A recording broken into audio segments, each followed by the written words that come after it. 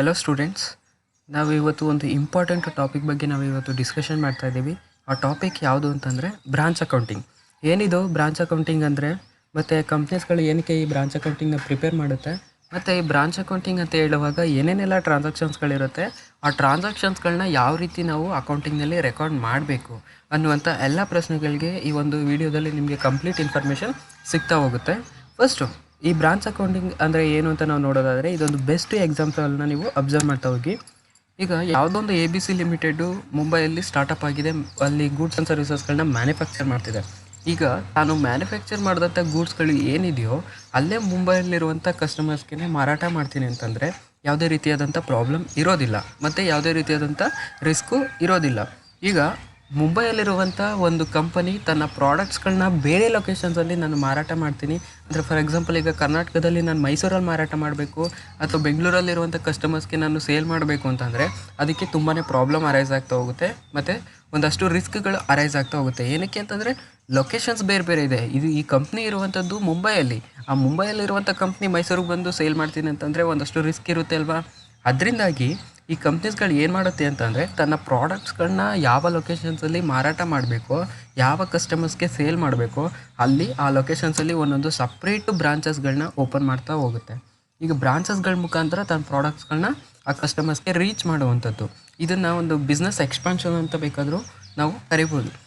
ಇಲ್ಲಿ ನಮಗೆ ಎರಡು ಕಾನ್ಸೆಪ್ಟ್ ನಮಗೆ ಗೊತ್ತಾಯಿತು. ಒಂದು ಹೆಡ್ ಆಫೀಸು, ಒಂದು ಬ್ರಾಂಚ್ ಆಫೀಸು. ಹೆಡ್ ಆಫೀಸ್ ಅಂತಂದರೆ ಗೂಡ್ಸ್ ಆ್ಯಂಡ್ ಸರ್ವಿಸಸ್ಗಳನ್ನ ಮ್ಯಾನುಫ್ಯಾಕ್ಚರ್ ಮಾಡುವಂಥದ್ದು, ಬ್ರಾಂಚ್ ಆಫೀಸ್ಗಳನ್ನ ಕಂಟ್ರೋಲ್ ಮಾಡುವಂಥದ್ದು. ಆ್ಯಂಡ್ ದೆನ್ ಬ್ರಾಂಚ್ ಆಫೀಸ್ ಅಂತಂದರೆ ಹೆಡ್ ಆಫೀಸಿಂದ ರಿಸೀವ್ ಮಾಡ್ಕೊಂಡಂಥ ಗೂಡ್ಸ್ ಆ್ಯಂಡ್ ಸರ್ವಿಸಸ್ಗಳನ್ನ ಕಸ್ಟಮರ್ಸ್ಗೆ ಸೇಲ್ ಮಾಡಿ ಆ ಕಂಪನಿಯ ರೆವಿನ್ಯೂನ ಇನ್ಕ್ರೀಸ್ ಮಾಡುವಂಥದ್ದು.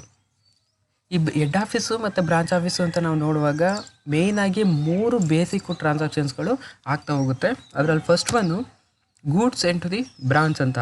ಅಂದರೆ ಹೆಡ್ ಆಫೀಸ್ನವರು ಬ್ರಾಂಚ್ ಆಫೀಸ್ಗೆ ಒಂದಷ್ಟು ಗೂಡ್ಸ್ನ ಸೆಂಡ್ ಮಾಡ್ತಾ ಹೋಗ್ತಾರೆ, ಟ್ರಾನ್ಸ್ಫರ್ ಮಾಡ್ತಾ ಹೋಗ್ತಾರೆ. ಏನಕ್ಕೆ ಅಂತಂದರೆ ಮಾರಾಟ ಮಾಡಲಿಕ್ಕೆ, ಸೇಲ್ಸ್ ಮಾಡಲಿಕ್ಕೆ, ರೆವೆನ್ಯೂನ ಇನ್ಕ್ರೀಸ್ ಮಾಡಲಿಕ್ಕೆ. ಆ್ಯಂಡ್ ದೆನ್ ಈಗ ಬ್ರಾಂಚ್ ಆಫೀಸ್ಗೆ ಗೂಡ್ಸ್ನ ಸೆಂಡ್ ಮಾಡಿದ ತಕ್ಷಣ ಅಲ್ಲಿ ಎಲ್ಲವೂ ಕರೆಕ್ಟಾಗಿ ಆಗಲಿಕ್ಕಿಲ್ಲ. ಏನಕ್ಕೆ ಅಂತಂದರೆ ಅದರದ್ದೇ ಆದಂಥ ಎಕ್ಸ್ಪೆನ್ಸಸ್ಗಳು ಅರೈಸ್ ಆಗ್ತಾ ಹೋಗುತ್ತೆ. ಈಗ ಅಲ್ಲಿ ನಾವು ಮೈಸೂರಲ್ಲಿ ಬ್ರಾಂಚ್ ಓಪನ್ ಮಾಡಿದ್ದೀವಿ ಅಂತಂದರೆ ಅಲ್ಲಿರುವಂಥ ಬಿಲ್ಡಿಂಗ್ಗೆ ನಾವು ರೆಂಟ್ಗಳನ್ನ ಕಟ್ಟಬೇಕಾ, ಮತ್ತು ಆ ಬ್ರಾಂಚಲ್ಲಿ ವರ್ಕ್ ಮಾಡ್ತಾ ಇರುವಂಥ ಬ್ರಾಂಚಲ್ಲಿ ವರ್ಕ್ ಮಾಡ್ತಾ ಇರುವಂಥ ಎಂಪ್ಲಾಯೀಸ್ಗಳು ಯಾರು ಇರ್ತಾರೋ ಆ ಎಂಪ್ಲಾಯೀಸ್ಗಳಿಗೆ ನಾವು ಸ್ಯಾಲ್ರೀಸ್ಗಳನ್ನ ಕೊಡಬೇಕಾ, ಮತ್ತು ಡೈಲಿ ಆ್ಯಕ್ಟಿವಿಟೀಸಿಗೆ ಸಂಬಂಧಪಟ್ಟಂತೆ ಸ್ಟೇಷನರಿ ಅಂತ ಸಣ್ಣ ಪುಟ್ಟ ಎಕ್ಸ್ಪೆನ್ಸಸ್ಗಳು ಅರೈಸ್ ಆಗ್ತಾ ಹೋಗುತ್ತಾ. ಈ ಥರ ಸ್ಯಾಲ್ರಿ, ರೆಂಟು ಮತ್ತು ಈ ಥರ ಸಣ್ಣ ಪುಟ್ಟ ಎಕ್ಸ್ಪೆನ್ಸಸ್ ಎಲ್ಲ ಏನೇನೆಲ್ಲ ಇರುತ್ತೋ ಆ ಎಲ್ಲ ಎಕ್ಸ್ಪೆನ್ಸಸ್ಗಳಿಗೆ ಅಮೌಂಟ್ನ ಯಾರು ಕೊಡ್ತಾರೆ ಅಂತಂದರೆ ಹೆಡ್ ಆಫೀಸ್ನವರೇ ಕೊಡುವಂಥದ್ದು. Cash paid for branch expenses like rent, salary, petty expenses. ಅಂದರೆ ಬ್ರಾಂಚಿಗೆ ಸಂಬಂಧಪಟ್ಟಂತೆ ಏನೆಲ್ಲ ಎಕ್ಸ್ಪೆನ್ಸಸ್ ಅರೈಸ್ ಆಗುತ್ತೋ ಆ ಎಲ್ಲ ಎಕ್ಸ್ಪೆನ್ಸಸ್ಗೂ ಕೂಡ ಅಮೌಂಟ್ ಯಾರು ಕೊಡ್ತಾರೆ ಅಂತಂದರೆ ಹೆಡ್ ಆಫೀಸ್ನವರೇ ಕೊಡ್ತಾರೆ. ಇನ್ನೊಂದು ಟ್ರಾನ್ಸಾಕ್ಷನ್ಸ್ ಏನು ಅಂತಂದರೆ, ಈಗ ಬ್ರಾಂಚ್ ಆಫೀಸು ಹೆಡ್ ಆಫೀಸಿಂದ ಗೂಡ್ಸ್ನ ರಿಸೀವ್ ಮಾಡ್ಕೊತು ಆ ಗೂಡ್ಸ್ನ ಕಸ್ಟಮರ್ಸ್ಗೆ ಮಾರಾಟ ಮಾಡಿ ರೆವಿನ್ಯೂನ ಅರ್ನ್ ಮಾಡಿದ್ರು. ಬಂದಂಥ ರೆವಿನ್ಯೂ ಏನಿದೆಯೋ ಅದನ್ನು ಹೆಡ್ ಆಫೀಸ್ಗೆ ರೆಮಿಟ್ ಮಾಡಬೇಕು. ರೆಮಿಟೆನ್ಸ್ ಮೀನ್ಸ್ ಟ್ರಾನ್ಸ್ಫರ್ ಅಂತ. ಅಂದರೆ ಇವರು ಬ್ರಾಂಚ್ ಆಫೀಸ್ ಅವರು ಅರ್ನ್ ಮಾಡಿದಂಥ ರೆವಿನ್ಯೂ ಏನಿದೆಯೋ ಆ ರೆವಿನ್ಯೂನ ಹೆಡ್ ಆಫೀಸ್ ಅವರಿಗೆ ಟ್ರಾನ್ಸ್ಫರ್ ಮಾಡ್ತಾ ಹೋಗಬೇಕು. ಇವು 3 ಈ ಬೇಸಿಕ್ ಟ್ರಾನ್ಸಾಕ್ಷನ್ಸ್ಗಳು ಹೆಡ್ ಆಫೀಸ್ ಮತ್ತು ಬ್ರಾಂಚ್ ಆಫೀಸ್ ನಡುವೆ ಆಗುವಂಥದ್ದು. ಈ ಥರ ಆಗುವಂಥ ಟ್ರಾನ್ಸಾಕ್ಷನ್ಸ್ಗಳನ್ನ ನಾವು ಒಂದು ಅಕೌಂಟಿಂಗಲ್ಲಿ ರೆಕಾರ್ಡ್ ಮಾಡುವಂಥದ್ದನ್ನೇ ನಾವು ಬ್ರಾಂಚ್ ಅಕೌಂಟಿಂಗ್ ಅಂತ ಕರೆಯುವಂಥದ್ದು. ಈ ರೀತಿಯಾಗಿ ಹೆಡ್ ಆಫೀಸು ಈ ಟ್ರಾನ್ಸಾಕ್ಷನ್ಸ್ಗಳನ್ನ ಏನಕ್ಕೆ ರೆಕಾರ್ಡ್ ಮಾಡುತ್ತೆ ಮತ್ತು ಏನಕ್ಕೆ ಬ್ರಾಂಚ್ ಅಕೌಂಟ್ನ ಪ್ರಿಪೇರ್ ಮಾಡುತ್ತೆ ಅಂತ ನಾವು ನೋಡೋದಾದರೆ, interested to know the profit of the each branch ಅಂತ. ಇದೇ ಮೇನ್ ಆಬ್ಜೆಕ್ಟಿವ್. ಏನಕ್ಕೆ ಅಂತಂದರೆ ಮುಂಬೈಯಲ್ಲಿರುವಂಥ ಹೆಡ್ ಆಫೀಸು ತನ್ನ ಬ್ರಾಂಚಸ್ಗಳನ್ನ ಓಪನ್ ಮಾಡಿದೆ ಬೇರೆ ಬೇರೆ ಲೊಕೇಶನ್ಸಲ್ಲಿ. ಈಗ ಮೈಸೂರಲ್ಲಿ ಒಂದು ಬ್ರಾಂಚ್ ಇದೆ, ಬೆಂಗಳೂರಲ್ಲಿ ಒಂದು ಬ್ರಾಂಚ್ ಇದೆ, ಈಗ ಬೇರೆ ಸ್ಟೇಟಲ್ಲಿ ಚೆನ್ನೈಯಲ್ಲಾಗಿರ್ಬೋದು, ತಮಿಳ್ನಾಡಲ್ಲಾಗಿರ್ಬೋದು, ಅಲ್ಲೂ ಕೂಡ ಸಪ್ರೇಟು ಬ್ರಾಂಚಸ್ಗಳನ್ನ ಓಪನ್ ಮಾಡಿದೆ ಅಂತಂದರೆ ಎಲ್ಲ ಬ್ರಾಂಚಸ್ಗಳಿಂದ ರೆವಿನ್ಯೂನ ರಿಸೀವ್ ಮಾಡ್ಕೊಳುತ್ತೆ. ಬಂದಂಥ ಎಲ್ಲ ರೆವಿನ್ಯೂನ ನಾವು ಒಟ್ಟಿಗೆ ಏನಾದರೂ ರೆಕಾರ್ಡ್ ಮಾಡಿಬಿಟ್ರೆ ನಾವು ಯಾವ ಬ್ರಾಂಚು ಪ್ರಾಫಿಟಲ್ಲಿ ರನ್ ಆಗ್ತಿದೆ, ಯಾವ ಬ್ರಾಂಚು ಲಾಸಲ್ಲಿ ರನ್ ಆಗ್ತಿದೆ ಅಂತ ನಮಗೆ ಗೊತ್ತಾಗಲಿಕ್ಕಿಲ್ಲ. ಅದರಿಂದಾಗಿ ಹೆಡ್ ಆಫೀಸ್ ಏನು ಮಾಡುತ್ತೆ ಅಂತ ಅಂದರೆ ಪ್ರತ್ಯೇಕವಾಗಿ ಸಪ್ರೇಟು ಬ್ರಾಂಚ್ ಅಕೌಂಟ್ನ ಪ್ರಿಪೇರ್ ಮಾಡ್ತಾ ಹೋಗುತ್ತೆ. ಈಗ ಮೈಸೂರು ಬ್ರಾಂಚಿಗೆ ಸಂಬಂಧಪಟ್ಟಂತೆ ಅದರದ್ದೇ ಆದಂಥ ಸಪ್ರೇಟ್ ಅಕೌಂಟ್ನ ಮೇಂಟೈನ್ ಮಾಡುತ್ತೆ, ಮತ್ತು ಬೆಂಗಳೂರು ಬ್ರಾಂಚಿಗೆ ಸಂಬಂಧಪಟ್ಟಂತೆ ಅದರದ್ದೇ ಆದಂಥ ಸಪ್ರೇಟ್ ಅಕೌಂಟ್ನ ಪ್ರಿಪೇರ್ ಮಾಡ್ತಾ ಹೋಗುತ್ತೆ. ಆಗ ಏನಾಗುತ್ತೆ ಅಂತಂದರೆ, ಈಗ ಮೈಸೂರು ಬ್ರಾಂಚಿಂದ ನಮಗೆ ಪ್ರಾಫಿಟ್ ಎಷ್ಟಾಯಿತು, ಬೆಂಗಳೂರು ಬ್ರಾಂಚಿಂದ ನಮಗೆ ಪ್ರಾಫಿಟ್ ಎಷ್ಟಾಯಿತು ಅಂತ ನಮಗೆ ಈಸಿಯಾಗಿ ಗೊತ್ತಾಗ್ತಾ ಹೋಗುತ್ತೆ. ಅಲ್ಲಿ ಏನೇನೆಲ್ಲ ರೆಕಾರ್ಡ್ ಮಾಡ್ತೀವಿ ಅಂತಂದ್ರೆ ಮೈಸೂರು ಬ್ರಾಂಚ್ ಅಂತಿದ್ದಂಗೆ ನಾವು ಅವ್ರಿಗೆ ಗೂಡ್ಸ್ನ ಎಷ್ಟು ಸೆಂಡ್ ಮಾಡಿದ್ವಿ, ಎಷ್ಟು ಕ್ಯಾಶ್ನ ನಾವು ಅವ್ರಿಗೆ ಕೊಟ್ವಿ, ಮತ್ತು ಅದೇ ಬ್ರಾಂಚಿಂದ ನಾವು ರೆವಿನ್ಯೂನ ಎಷ್ಟು ರಿಸೀವ್ ಮಾಡ್ಕೊಂಡ್ವಿ ಈ ಥರ. ಆ್ಯಂಡ್ ದೆನ್ ಬೆಂಗಳೂರು ಬ್ರಾಂಚು ಅಂತ ನಾವು ನೋಡೋದಾದರೆ ಅದರಲ್ಲೂ ಅಷ್ಟೇ ಬೆಂಗಳೂರು ಬ್ರಾಂಚ್ಗೆ ನಾವು ಗೂಡ್ಸ್ನ ಎಷ್ಟು ಸೆಂಡ್ ಮಾಡಿದ್ವಿ, ಕ್ಯಾಶ್ ಎಷ್ಟು ಸೆಂಡ್ ಮಾಡಿದ್ವಿ, ಅದೇ ಬ್ರಾಂಚಿಂದ ನಾವು ಎಷ್ಟು ರೆವಿನ್ಯೂನ ರಿಸೀವ್ ಮಾಡ್ಕೊಂಡ್ವಿ. ಈ ಥರ ಸಪ್ರೇಟು ಬ್ರಾಂಚದು ಸಪ್ರೇಟು ಅಕೌಂಟ್ನ ನಾವು ಮೇಂಟೈನ್ ಮಾಡೋದ್ರಿಂದ ಪರ್ಟಿಕ್ಯುಲರ್ ಆಗಿ ಈ ಬ್ರಾಂಚಿಂದ ನಮಗೆ ಎಷ್ಟು ಪ್ರಾಫಿಟ್ ಬಂತು ಅಂತ ನಾವು ಈಸಿಯಾಗಿ ಐಡೆಂಟಿಫೈ ಮಾಡ್ಬೋದು. ಇಲ್ಲ ಅಂತಂದರೆ ಯಾವ ಬ್ರಾಂಚು ಲಾಸಲ್ಲಿದೆ, ಯಾವ ಬ್ರಾಂಚು ಪ್ರಾಫಿಟಲ್ಲಿದೆ ಅಂತ ನಮಗೆ ಕರೆಕ್ಟಾಗಿ ಗೊತ್ತಾಗೋದಿಲ್ಲ. ಅದರಿಂದಾಗಿ ಮೇನ್ ಆಬ್ಜೆಕ್ಟಿವ್ ಏನು ಅಂತಂದರೆ branch account interested to know the profit of the each branch ಅಂತ. ಪ್ರತಿಯೊಂದು ಬ್ರಾಂಚದು ಪ್ರಾಫಿಟ್ನ ತಿಳ್ಕೊಳ್ಳಿಕ್ಕೋಸ್ಕರ ಈ ಅಕೌಂಟ್ನ ಪ್ರಿಪೇರ್ ಮಾಡುವಂಥದ್ದು. ಈ ಅಕೌಂಟ್ನ ಪ್ರಿಪೇರ್ ಮಾಡುವಾಗ 2 ಬೇಸಿಸ್ ಇದೆ. ಒಂದು ಕಾಸ್ಟ್ ಪ್ರೈಸ್ ಬೇಸಿಸ್ ಮೆಥಡ್, ಇನ್ನೊಂದು ಇನ್ವಾಯ್ಸ್ ಪ್ರೈಸ್ ಬೇಸಿಸ್ ಮೆಥಡ್ ಅಂತ. ಏನಿದು cost price basis, invoice price basis ಅಂತ ನಾವು ನೋಡೋದಾದರೆ, ಈಗ first cost price basis method ಅಂದರೆ, ಈಗ ಹೆಡ್ ಆಫೀಸು ಅಥವಾ ಮ್ಯಾನುಫ್ಯಾಕ್ಚರಿಂಗ್ ಕಂಪನಿ ಒಂದಷ್ಟು ಗೂಡ್ಸ್ ಆ್ಯಂಡ್ ಸರ್ವಿಸಸ್ಗಳನ್ನ ಮ್ಯಾನುಫ್ಯಾಕ್ಚರ್ ಮಾಡುತ್ತೆ. ಮ್ಯಾನುಫ್ಯಾಕ್ಚರಿಂಗ್ ಕಾಸ್ಟ್ ₹10,000 ಅಂದರೆ ಒಂದು ಗೂಡ್ಸ್ನ ಮ್ಯಾನುಫ್ಯಾಕ್ಚರ್ ಮಾಡಲಿಕ್ಕೆ ಖರ್ಚಾಗಿರುವಂಥದ್ದು 10,000. And then the head office sent the goods to branch for ₹10,000. ಒಂದು ಪ್ರಾಡಕ್ಟ್ನ ಮ್ಯಾನುಫ್ಯಾಕ್ಚರ್ ಮಾಡಲಿಕ್ಕೆ ಖರ್ಚಾಗಿರುವಂಥದ್ದು 10,000. ಅದೇ 10,000ಗೆ ಬ್ರಾಂಚ್ಗೆ ಅದು ಗೂಡ್ಸ್ನ ಟ್ರಾನ್ಸ್ಫರ್ ಮಾಡ್ತಿದೆ ಅಂತ ಅಂದರೆ ಅದನ್ನು ನಾವು ಕಾಸ್ಟ್ ಪ್ರೈಸ್ ಬೇಸಿಸ್ ಮೆಥಡ್ ಅಂತ ಕರಿತೀವಿ. ಅಂದರೆ ನೆಕ್ಸ್ಟ್ ಏನು ಮಾಡುತ್ತೆ ಬ್ರಾಂಚ್ ಆಫೀಸು, ಆ ಗೂಡ್ಸ್ನ ರಿಸೀವ್ ಮಾಡ್ಕೊಳ್ಳುತ್ತೆ. ಇದು branch office sell the goods at ₹12,000 including 2,000 profit ಅಂತ. ಈಗ ಬ್ರಾಂಚ್ ಆಫೀಸ್ನವರು ಆ ಗೂಡ್ಸ್ಗೆ ಒಂದಷ್ಟು ಪ್ರಾಫಿಟ್ನ ಆ್ಯಡ್ ಮಾಡಿ ಮಾರಾಟ ಮಾಡಿ ರೆವಿನ್ಯೂನ ಅರ್ನ್ ಮಾಡ್ತಾ ಹೋಗ್ತಾರೆ. ಕಾಸ್ಟ್ ಪ್ರೈಸ್ ಅಂತ ಅಂದರೆ ಒಂದು ಪ್ರಾಡಕ್ಟ್ನ ಮ್ಯಾನುಫ್ಯಾಕ್ಚರ್ ಮಾಡಲಿಕ್ಕೆ ಎಷ್ಟು ಕಾಸ್ಟ್ ಆಗಿರುತ್ತೋ ಅಷ್ಟೇ ಕಾಸ್ಟ್ಗೆ ಬ್ರಾಂಚ್ ಆಫೀಸ್ಗೆ ಟ್ರಾನ್ಸ್ಫರ್ ಮಾಡಿದ್ರೆ ಅದನ್ನು ನಾವು ಕಾಸ್ಟ್ ಪ್ರೈಸ್ ಬೇಸಿಸ್ ಮೆಥಡ್ ಅಂತ ಕರಿತೀವಿ. ಇನ್ನೂ ಸಿಂಪಲ್ಲಾಗಿ ಹೇಳಬೇಕು ಅಂತಂದರೆ ಹೆಡ್ ಆಫೀಸ್ನವರು ಗೂಡ್ಸ್ನ ಸೆಂಡ್ ಮಾಡುವಾಗ ಬ್ರಾಂಚ್ ಆಫೀಸ್ಗೆ ಗೂಡ್ಸ್ನ ಟ್ರಾನ್ಸ್ಫರ್ ಮಾಡುವಾಗ ಯಾವುದೇ ರೀತಿಯಾದಂಥ ಪ್ರಾಫಿಟ್ನ ಆ್ಯಡ್ ಮಾಡಿಲ್ಲ ಅಂತಂದರೆ ಅದನ್ನು ನಾವು ಕಾಸ್ಟ್ ಪ್ರೈಸ್ ಬೇಸಿಸ್ ಮೆಥಡ್ ಅಂತ ಕರೆಯುವಂಥದ್ದು. ಇಲ್ಲಿ ಕಾಸ್ಟ್ ಪ್ರೈಸ್ ಬೇಸಿಸ್ ಮೆಥಡಲ್ಲಿ ಹೆಡ್ ಆಫೀಸ್ನವರು ಪ್ರಾಫಿಟ್ನ ಆ್ಯಡ್ ಮಾಡೋದಿಲ್ಲ, ಬ್ರಾಂಚ್ ಆಫೀಸ್ನವರು ಪ್ರಾಫಿಟ್ನ ಆ್ಯಡ್ ಮಾಡ್ತಾರೆ. ಇದು ಕಾಸ್ಟ್ ಪ್ರೈಸ್ ಬೇಸಿಸ್ ಮೆಥಡು. ಇನ್ನೊಂದು ಇನ್ವಾಯ್ಸ್ ಪ್ರೈಸ್ ಬೇಸಿಸ್ ಮೆಥಡ್ ಅಂತ ಅಂದರೆ, ಒಂದು ಮ್ಯಾನುಫ್ಯಾಕ್ಚರಿಂಗ್ ಕಾಸ್ಟ್ ₹10,000, ಯಾವುದೋ ಒಂದು ಪ್ರಾಡಕ್ಟ್ನ ಮ್ಯಾನುಫ್ಯಾಕ್ಚರ್ ಮಾಡಲಿಕ್ಕೆ ಖರ್ಚಾಗಿರುವಂಥದ್ದು 10,000. And then the head office sent the goods to branch for ₹12,000 with 2,000 profit. ಈಗ ಹೆಡ್ ಆಫೀಸ್ನವರು ಬ್ರಾಂಚ್ ಆಫೀಸ್ಗೆ ಗೂಡ್ಸ್ನ ಸೆಂಡ್ ಮಾಡುವಾಗ ಆ 10,000ಗೆ ಒಂದು 2,000 ಅಷ್ಟು ಪ್ರಾಫಿಟ್ನ ಆ್ಯಡ್ ಮಾಡಿ ನಂತರ ಸೆಂಡ್ ಮಾಡ್ತಿದ್ದಾರೆ. ಈ ರೀತಿಯಾಗಿ ಹೆಡ್ ಆಫೀಸ್ನವರೇ ಪ್ರಾಫಿಟ್ನ ಆ್ಯಡ್ ಮಾಡಿ ಸೆಂಡ್ ಮಾಡಿದ್ರೆ ಅದನ್ನು ನಾವು ಇನ್ವಾಯ್ಸ್ ಪ್ರೈಸ್ ಅಂತ ನಾವು ಕರೆಯುವಂಥದ್ದು. ಈ ಹೆಡ್ ಆಫೀಸ್ನವರು ಆ್ಯಡ್ ಮಾಡುವಂಥ ಪ್ರಾಫಿಟ್ ಏನಿದೆಯೋ ಆ ಪ್ರಾಫಿಟ್ಗೆ ನಾವು ಒಂದು ಟರ್ಮ್ ಹೇಳ್ತೀವಿ, ಅದನ್ನು ನಾವು ಲೋಡಿಂಗ್ ಅಂತ ನಾವು ಕರೆಯುವಂಥದ್ದು. ಆ್ಯಂಡ್ ದೆನ್ ನೆಕ್ಸ್ಟ್ ಏನಾಗುತ್ತೆ, ಬ್ರಾಂಚ್ ಆಫೀಸ್ನವರು ಆ ಗೂಡ್ಸ್ನ ರಿಸೀವ್ ಮಾಡ್ಕೊತಾರೆ. ಆ ಬ್ರಾಂಚ್ ಆಫೀಸ್ನವರು ಕೂಡ ಎಗೇನ್ ಒಂದಷ್ಟು ಪ್ರಾಫಿಟ್ನ ಆ್ಯಡ್ ಮಾಡಿ ನಂತರ ಮಾರಾಟ ಮಾಡ್ತಾ ಹೋಗ್ತಾರೆ. ಕಾಸ್ಟ್ ಪ್ರೈಸ್ ಬೇಸಿಸಲ್ಲಿ ಹೆಡ್ ಆಫೀಸ್ನವರು ಯಾವುದೇ ರೀತಿಯಾದಂಥ ಪ್ರಾಫಿಟ್ನ ಆ್ಯಡ್ ಮಾಡಿರೋದಿಲ್ಲ. ಕಾಸ್ಟ್ ಎಷ್ಟಿರುತ್ತೋ ಅಷ್ಟೇ ಕಾಸ್ಟ್ಗೆ ಬ್ರಾಂಚ್ಗೆ ಟ್ರಾನ್ಸ್ಫರ್ ಮಾಡ್ತಾರೆ. ಬ್ರಾಂಚ್ ಆಫೀಸ್ನವರು ಪ್ರಾಫಿಟ್ನ ಆ್ಯಡ್ ಮಾಡಿ ನಂತರ ಮಾರಾಟ ಮಾಡ್ತಾರೆ. ಇನ್ವಾಯ್ಸ್ ಪ್ರೈಸಲ್ಲಿ ಏನಾಗುತ್ತೆ, ಹೆಡ್ ಆಫೀಸ್ನವರು ಒಂದಷ್ಟು ಪ್ರಾಫಿಟ್ನ ಆ್ಯಡ್ ಮಾಡಿ ಬ್ರಾಂಚ್ ಆಫೀಸ್ಗೆ ಸೆಂಡ್ ಮಾಡಿರ್ತಾರೆ. ಬ್ರಾಂಚ್ ಆಫೀಸ್ನವರು ಎಗೇನ್ ಒಂದಷ್ಟು ಪ್ರಾಫಿಟ್ನ ಆ್ಯಡ್ ಮಾಡಿ ಕಸ್ಟಮರ್ಸ್ಗೆ ಸೇಲ್ ಮಾಡ್ತಾ ಹೋಗ್ತಾರೆ. ಇದು ಇನ್ವಾಯ್ಸ್ ಪ್ರೈಸ್ ಬೇಸಿಸು ಮತ್ತು ಕಾಸ್ಟ್ ಪ್ರೈಸ್ ಬೇಸಿಸ್ ಮೆಥಡ್ ಅಂತ. ಈಗ ನೆಕ್ಸ್ಟು ಒಂದು ಬ್ರಾಂಚ್ ಅಕೌಂಟಿಂಗ್ ಒಂದು ಫಾರ್ಮೆಟ್ನ ನೋಡಿ. ಇದು ನಿಮ್ಮ ಬ್ರಾಂಚ್ ಅಕೌಂಟ್ ಪ್ರಿಪೇರ್ ಮಾಡುವಂಥ ಒಂದು ಫಾರ್ಮೆಟ್ಟು. ಇದು ಬ್ರಾಂಚ್ ಅಕೌಂಟ್ ಅನ್ನುವಂಥದ್ದು ಒಂದು ನಾಮಿನಲ್ ಅಕೌಂಟು, ಒಂದು ರೀತಿ ಪ್ರಾಫಿಟ್ ಆ್ಯಂಡ್ ಲಾಸ್ ಅಕೌಂಟ್ ರೀತಿ ವರ್ಕ್ ಆಗುತ್ತೆ. ಬಟ್ ಇದೇನು ಅಂತಂದರೆ combination of balance sheet and profit and loss account ಅಂತ. ಅಂದರೆ ಇದರಲ್ಲಿ ಬ್ಯಾಲೆನ್ಸ್ ಶೀಟ್ ಐಟಮ್ಸ್ಗಳು ಕೂಡ ಬರ್ತಾ ಹೋಗುತ್ತೆ ಮತ್ತು ಪ್ರಾಫಿಟ್ ಆ್ಯಂಡ್ ಲಾಸ್ ಅಕೌಂಟ್ ಐಟಮ್ಸ್ಗಳು ಕೂಡ ಇಲ್ಲಿ ನಾವು ಎಂಟ್ರಿ ಮಾಡ್ತಾ ಹೋಗ್ತೀವಿ. ಬ್ರಾಂಚ್ ಅಕೌಂಟು ನಾಮಿನಲ್ ಅಕೌಂಟ್ ಆಗಿರೋದ್ರಿಂದ ನಾಮಿನಲ್ ಅಕೌಂಟ್ ರೂಲ್ಸ್ ಏನು ಹೇಳುತ್ತೆ, debit all expenses and losses, credit all incomes and gains ಅಂತ. ಎಲ್ಲ ಎಕ್ಸ್ಪೆನ್ಸಸ್ಸು ಮತ್ತು ಲಾಸಸ್ಗಳನ್ನ ಡೆಬಿಟ್ ಮಾಡಿ ಎಲ್ಲ ಇನ್ಕಮ್ಸ್ ಮತ್ತು ಗೇನ್ಸ್ಗಳನ್ನ ಕ್ರೆಡಿಟ್ ಮಾಡಿ ಅಂತ ಈ ರೂಲ್ಸ್ ಹೇಳುವಂಥದ್ದು.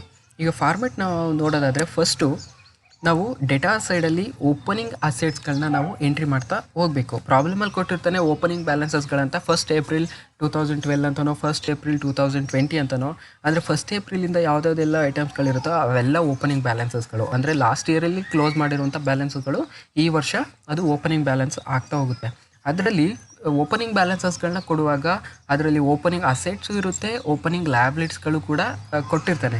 ಆಗ ನಾವು ಓಪನಿಂಗ್ ಅಸೆಟ್ಸ್ಗಳನ್ನ ಮಾತ್ರ ನಾವು ಡೆಟಾರ್ ಸೈಡಲ್ಲಿ ನಾವು ಬರಿತಾ ಹೋಗಬೇಕು. ಹಾಗಿದ್ರೆ ಓಪನಿಂಗ್ ಲ್ಯಾಬಿಲಿಟೀಸ್ಗಳನ್ನ ನಾವು ಕ್ರೆಡಿಟ್ ಸೈಡಲ್ಲಿ ನಾವು ಎಂಟ್ರಿ ಮಾಡ್ತಾ ಹೋಗ್ತೀವಿ. ಈಗ stock, debtors, petty cash, fixed asset, prepaid expenses ಇದೆಲ್ಲ ಅಸೆಟ್ಟು. ಸೊ ಓಪನಿಂಗ್ ಅಸೆಟ್ಸ್ಗಳನ್ನ ಡೆಬಿಟ್ ಸೈಡಲ್ಲಿ ಬರಿತೀವಿ, ಕ್ಲೋಸಿಂಗ್ ಇದು ಓಪನಿಂಗ್ ಲ್ಯಾಬಿಲಿಟೀಸ್ಗಳನ್ನ ನಾವು ಕ್ರೆಡಿಟ್ ಸೈಡಲ್ಲಿ ಬರಿತಾ ಹೋಗುವಂಥದ್ದು.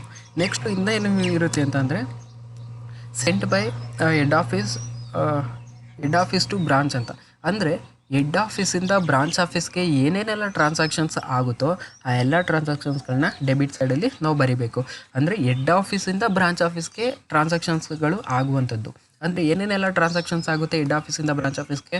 ಈಗ ಹೆಡ್ ಆಫೀಸ್ನವರು ಒಂದಷ್ಟು ಗೂಡ್ಸ್ನ ಸೆಂಡ್ ಮಾಡ್ತಾ ಹೋಗ್ತಾರೆ, ಮತ್ತು ಬ್ರಾಂಚ್ ಆಫೀಸ್ಗೆ ಸಂಬಂಧಪಟ್ಟಂತೆ ಏನೇನೆಲ್ಲ ಎಕ್ಸ್ಪೆನ್ಸಸ್ ಇರುತ್ತೋ ಆ ಎಕ್ಸ್ಪೆನ್ಸಸ್ಗೋಸ್ಕರ ಒಂದಷ್ಟು ಕ್ಯಾಶ್ನ ಕೊಡ್ತಾ ಹೋಗ್ತಾರೆ. ಈಗ ರೆಂಟ್ ಕಟ್ಟಲಿಕ್ಕೋ ಅಥವಾ ಸ್ಯಾಲ್ರಿ ಕೊಡಲಿಕ್ಕೋ ಅಥವಾ ಪೆಟ್ಟಿ ಎಕ್ಸ್ಪೆನ್ಸಸ್ ಅಂತನೋ ಈ ಥರ ಸಣ್ಣ ಪುಟ್ಟ ಏನೇನೆಲ್ಲ ಎಕ್ಸ್ಪೆನ್ಸಸ್ ಇರುತ್ತೆ ಆ ಎಲ್ಲ ಎಕ್ಸ್ಪೆನ್ಸಸ್ಗೆ ಹೆಡ್ ಆಫೀಸ್ನವರು ಕ್ಯಾಶ್ನ ಕೊಡ್ತಿರ್ತಾರೆ. ಅಲ್ಲಿ ಟ್ರಾನ್ಸಾಕ್ಷನ್ಸ್ ಏನಾಯಿತು, ಹೆಡ್ ಆಫೀಸಿಂದ ಬ್ರಾಂಚ್ ಆಫೀಸ್ಗೆ ಟ್ರಾನ್ಸಾಕ್ಷನ್ಸ್ ಆಗ್ತಿದೆ ಅಂತ. ಸೊ ಈ ರೀತಿಯಾಗಿ ಹೆಡ್ ಆಫೀಸಿಂದ ಬ್ರಾಂಚ್ ಆಫೀಸ್ಗೆ ಏನೇನೆಲ್ಲ ಟ್ರಾನ್ಸಾಕ್ಷನ್ಸ್ ಆಗುತ್ತೋ ಆ ಎಲ್ಲ ಟ್ರಾನ್ಸಾಕ್ಷನ್ಸ್ನ ನಾವು ಡೆಬಿಟ್ ಸೈಡಲ್ಲಿ ಎಂಟ್ರಿ ಮಾಡ್ತಾ ಹೋಗ್ತೀವಿ. ನೆಕ್ಸ್ಟು ಬ್ರಾಂಚ್ ಆಫೀಸಿಂದ ಹೆಡ್ ಆಫೀಸ್ಗೆ ಏನೇನೆಲ್ಲ ಟ್ರಾನ್ಸಾಕ್ಷನ್ಸ್ ಆಗುತ್ತೋ ಅದನ್ನು ನಾವು ಕ್ರೆಡಿಟ್ ಸೈಡಲ್ಲಿ ನಾವು ಎಂಟ್ರಿ ಮಾಡ್ತಾ ಹೋಗಬೇಕು. ಏನೇನೆಲ್ಲ ಟ್ರಾನ್ಸಾಕ್ಷನ್ಸ್ ಆಗುತ್ತೆ ಅಂತಂದರೆ, ಈಗ ಫಾರ್ ಎಕ್ಸಾಂಪಲ್ ಈಗ ಬ್ರಾಂಚ್ ಆಫೀಸು ಒಂದಷ್ಟು ಗೂಡ್ಸ್ನ ಹೆಡ್ ಆಫೀಸಿಂದ ರಿಸೀವ್ ಮಾಡ್ಕೊಂತು. ಈಗ ಅದರಲ್ಲಿ ರಿಸೀವ್ ಮಾಡ್ಕೊಂಡಂಥ ಒಂದಷ್ಟು ಪ್ರಾಡಕ್ಟ್ಸ್ಗಳು ಒಂದಷ್ಟು ಡ್ಯಾಮೇಜ್ ಇರುತ್ತೆ. ಡ್ಯಾಮೇಜ್ ಇದ್ದಾಗ ಏನು ಮಾಡುತ್ತೆ, ಬ್ರಾಂಚ್ ಆಫೀಸು ಹೆಡ್ ಆಫೀಸ್ಗೆ ಆ ಗೂಡ್ಸ್ನ ರಿಟರ್ನ್ ಮಾಡ್ತಾ ಹೋಗಬೇಕು. ಈಗ ಟ್ರಾನ್ಸಾಕ್ಷನ್ ಏನಾಯಿತು, ಬ್ರಾಂಚ್ ಆಫೀಸಿಂದ ಹೆಡ್ ಆಫೀಸ್ಗೆ ಟ್ರಾನ್ಸ್ಫರ್ ಆಗ್ತಿದೆ ಅಂತ. ಅದರಿಂದಾಗಿ ಈ ರೀತಿ ಬ್ರಾಂಚ್ ಆಫೀಸಿಂದ ಹೆಡ್ ಆಫೀಸ್ಗೆ ಆಗುವಂಥ ಟ್ರಾನ್ಸಾಕ್ಷನ್ಸ್ಗಳು ಏನಿರುತ್ತೋ ಅದನ್ನು ನಾವು ಕ್ರೆಡಿಟ್ ಸೈಡಲ್ಲಿ ಬರಿತಾ ಹೋಗಬೇಕು. ಆ್ಯಂಡ್ ಇನ್ನೂ ಒಂದು ಬೆಸ್ಟು ಟ್ರಾನ್ಸಾಕ್ಷನ್ಸ್ ಯಾವುದು ಅಂತ ಅಂದರೆ, ಈಗ ಗೂಡ್ಸ್ನ ರಿಸೀವ್ ಮಾಡಿಕೊಂಡು ಮಾರಾಟ ಮಾಡುತ್ತೆ, ಸೇಲ್ಸ್ ಮಾಡಿದಾಗ ರೆವಿನ್ಯೂ ಅರ್ನ್ ಆಗುತ್ತೆ. ಅರ್ನ್ ಮಾಡಿದಂಥ ರೆವಿನ್ಯೂ ಏನಿದೆಯೋ ಆ ರೆವಿನ್ಯೂನ ಹೆಡ್ ಆಫೀಸ್ನವ್ರಿಗೆ ಟ್ರಾನ್ಸ್ಫರ್ ಮಾಡ್ತಾ ಹೋಗಬೇಕು. ಸೊ ಈ ರೀತಿಯಾಗಿ ಯಾವುದು ಬ್ರಾಂಚ್ ಆಫೀಸಿಂದ ಹೆಡ್ ಆಫೀಸ್ಗೆ ಟ್ರಾನ್ಸಾಕ್ಷನ್ಸ್ ಆಗುವಂಥದ್ದನ್ನ ನಾವು ಕ್ರೆಡಿಟ್ ಸೈಡಲ್ಲಿ ನಾವು ಎಂಟ್ರಿ ಮಾಡ್ತಾ ಹೋಗಬೇಕು. ಆ್ಯಂಡ್ ದೆನ್ ಕ್ಲೋಸಿಂಗ್ ಅಸೆಟ್ಸ್ಗಳು, ಇಲ್ಲಿ ಡೆಬಿಟ್ ಸೈಡಲ್ಲಿ ಬರೆದಿರುವಂಥ ಓಪನಿಂಗ್ ಅಸೆಟ್ಸ್ಗಳು ಯಾವುದಾದ್ರು ಇರುತ್ತೋ ಅವಷ್ಟು ಅಸೆಟ್ಸ್ದು ನಾವು ಕ್ಲೋಸಿಂಗ್ ಅಸೆಟ್ಸ್ನು ಕೂಡ ನಾವಿಲ್ಲಿ ರೆಕಾರ್ಡ್ ಮಾಡ್ತಾ ಹೋಗಬೇಕು ಕ್ರೆಡಿಟ್ ಸೈಡಲ್ಲಿ. ಆ್ಯಂಡ್ ದೆನ್ ಇದು ಕ್ಲೋಸಿಂಗ್ ಲಯಬಿಲಿಟೀಸ್ಗಳನ್ನ ನಾವು ಡೆಬಿಟ್ ಸೈಡಲ್ಲಿ ಎಂಟ್ರಿ ಮಾಡ್ತಾ ಹೋಗ್ತೀವಿ. ಒಂದು ಸೆಕೆಂಡ್ ನೋಡ್ಕೊಳ್ಳಿ ಫಾರ್ಮೆಟು. ಓಪನಿಂಗ್ ಅಸೆಟ್ಸ್ಗಳನ್ನ ಡೆಬಿಟ್ ಸೈಡಲ್ಲಿ ಬರಿತೀವಿ, ಓಪನಿಂಗ್ ಲಯಬಿಲಿಟೀಸ್ಗಳನ್ನ ಕ್ರೆಡಿಟ್ ಸೈಡಲ್ಲಿ ಬರಿತಾ ಹೋಗ್ತೀವಿ.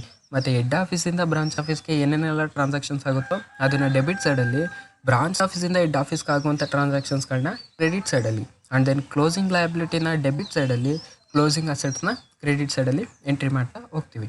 ಈಗೊಂದು ಸಿಂಪಲ್ ಪ್ರಾಬ್ಲಮ್ನ ಅಬ್ಸರ್ವ್ ಮಾಡಿ.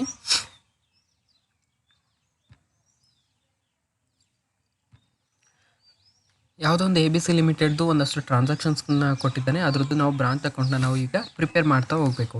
ಈಗ ಫಸ್ಟು ಟ್ರಾನ್ಸಾಕ್ಷನ್ಸ್ ಏನಿದೆ, stock at branch on 1st April 2011. ಅಂದರೆ 1st April ಅಂತಂದರೆ ನಮ್ಮ ಅಕೌಂಟಿಂಗ್ ಇಯರ್ ಸ್ಟಾರ್ಟ್ ಆಗುವಂಥದ್ದು 1st Aprilಯಿಂದ.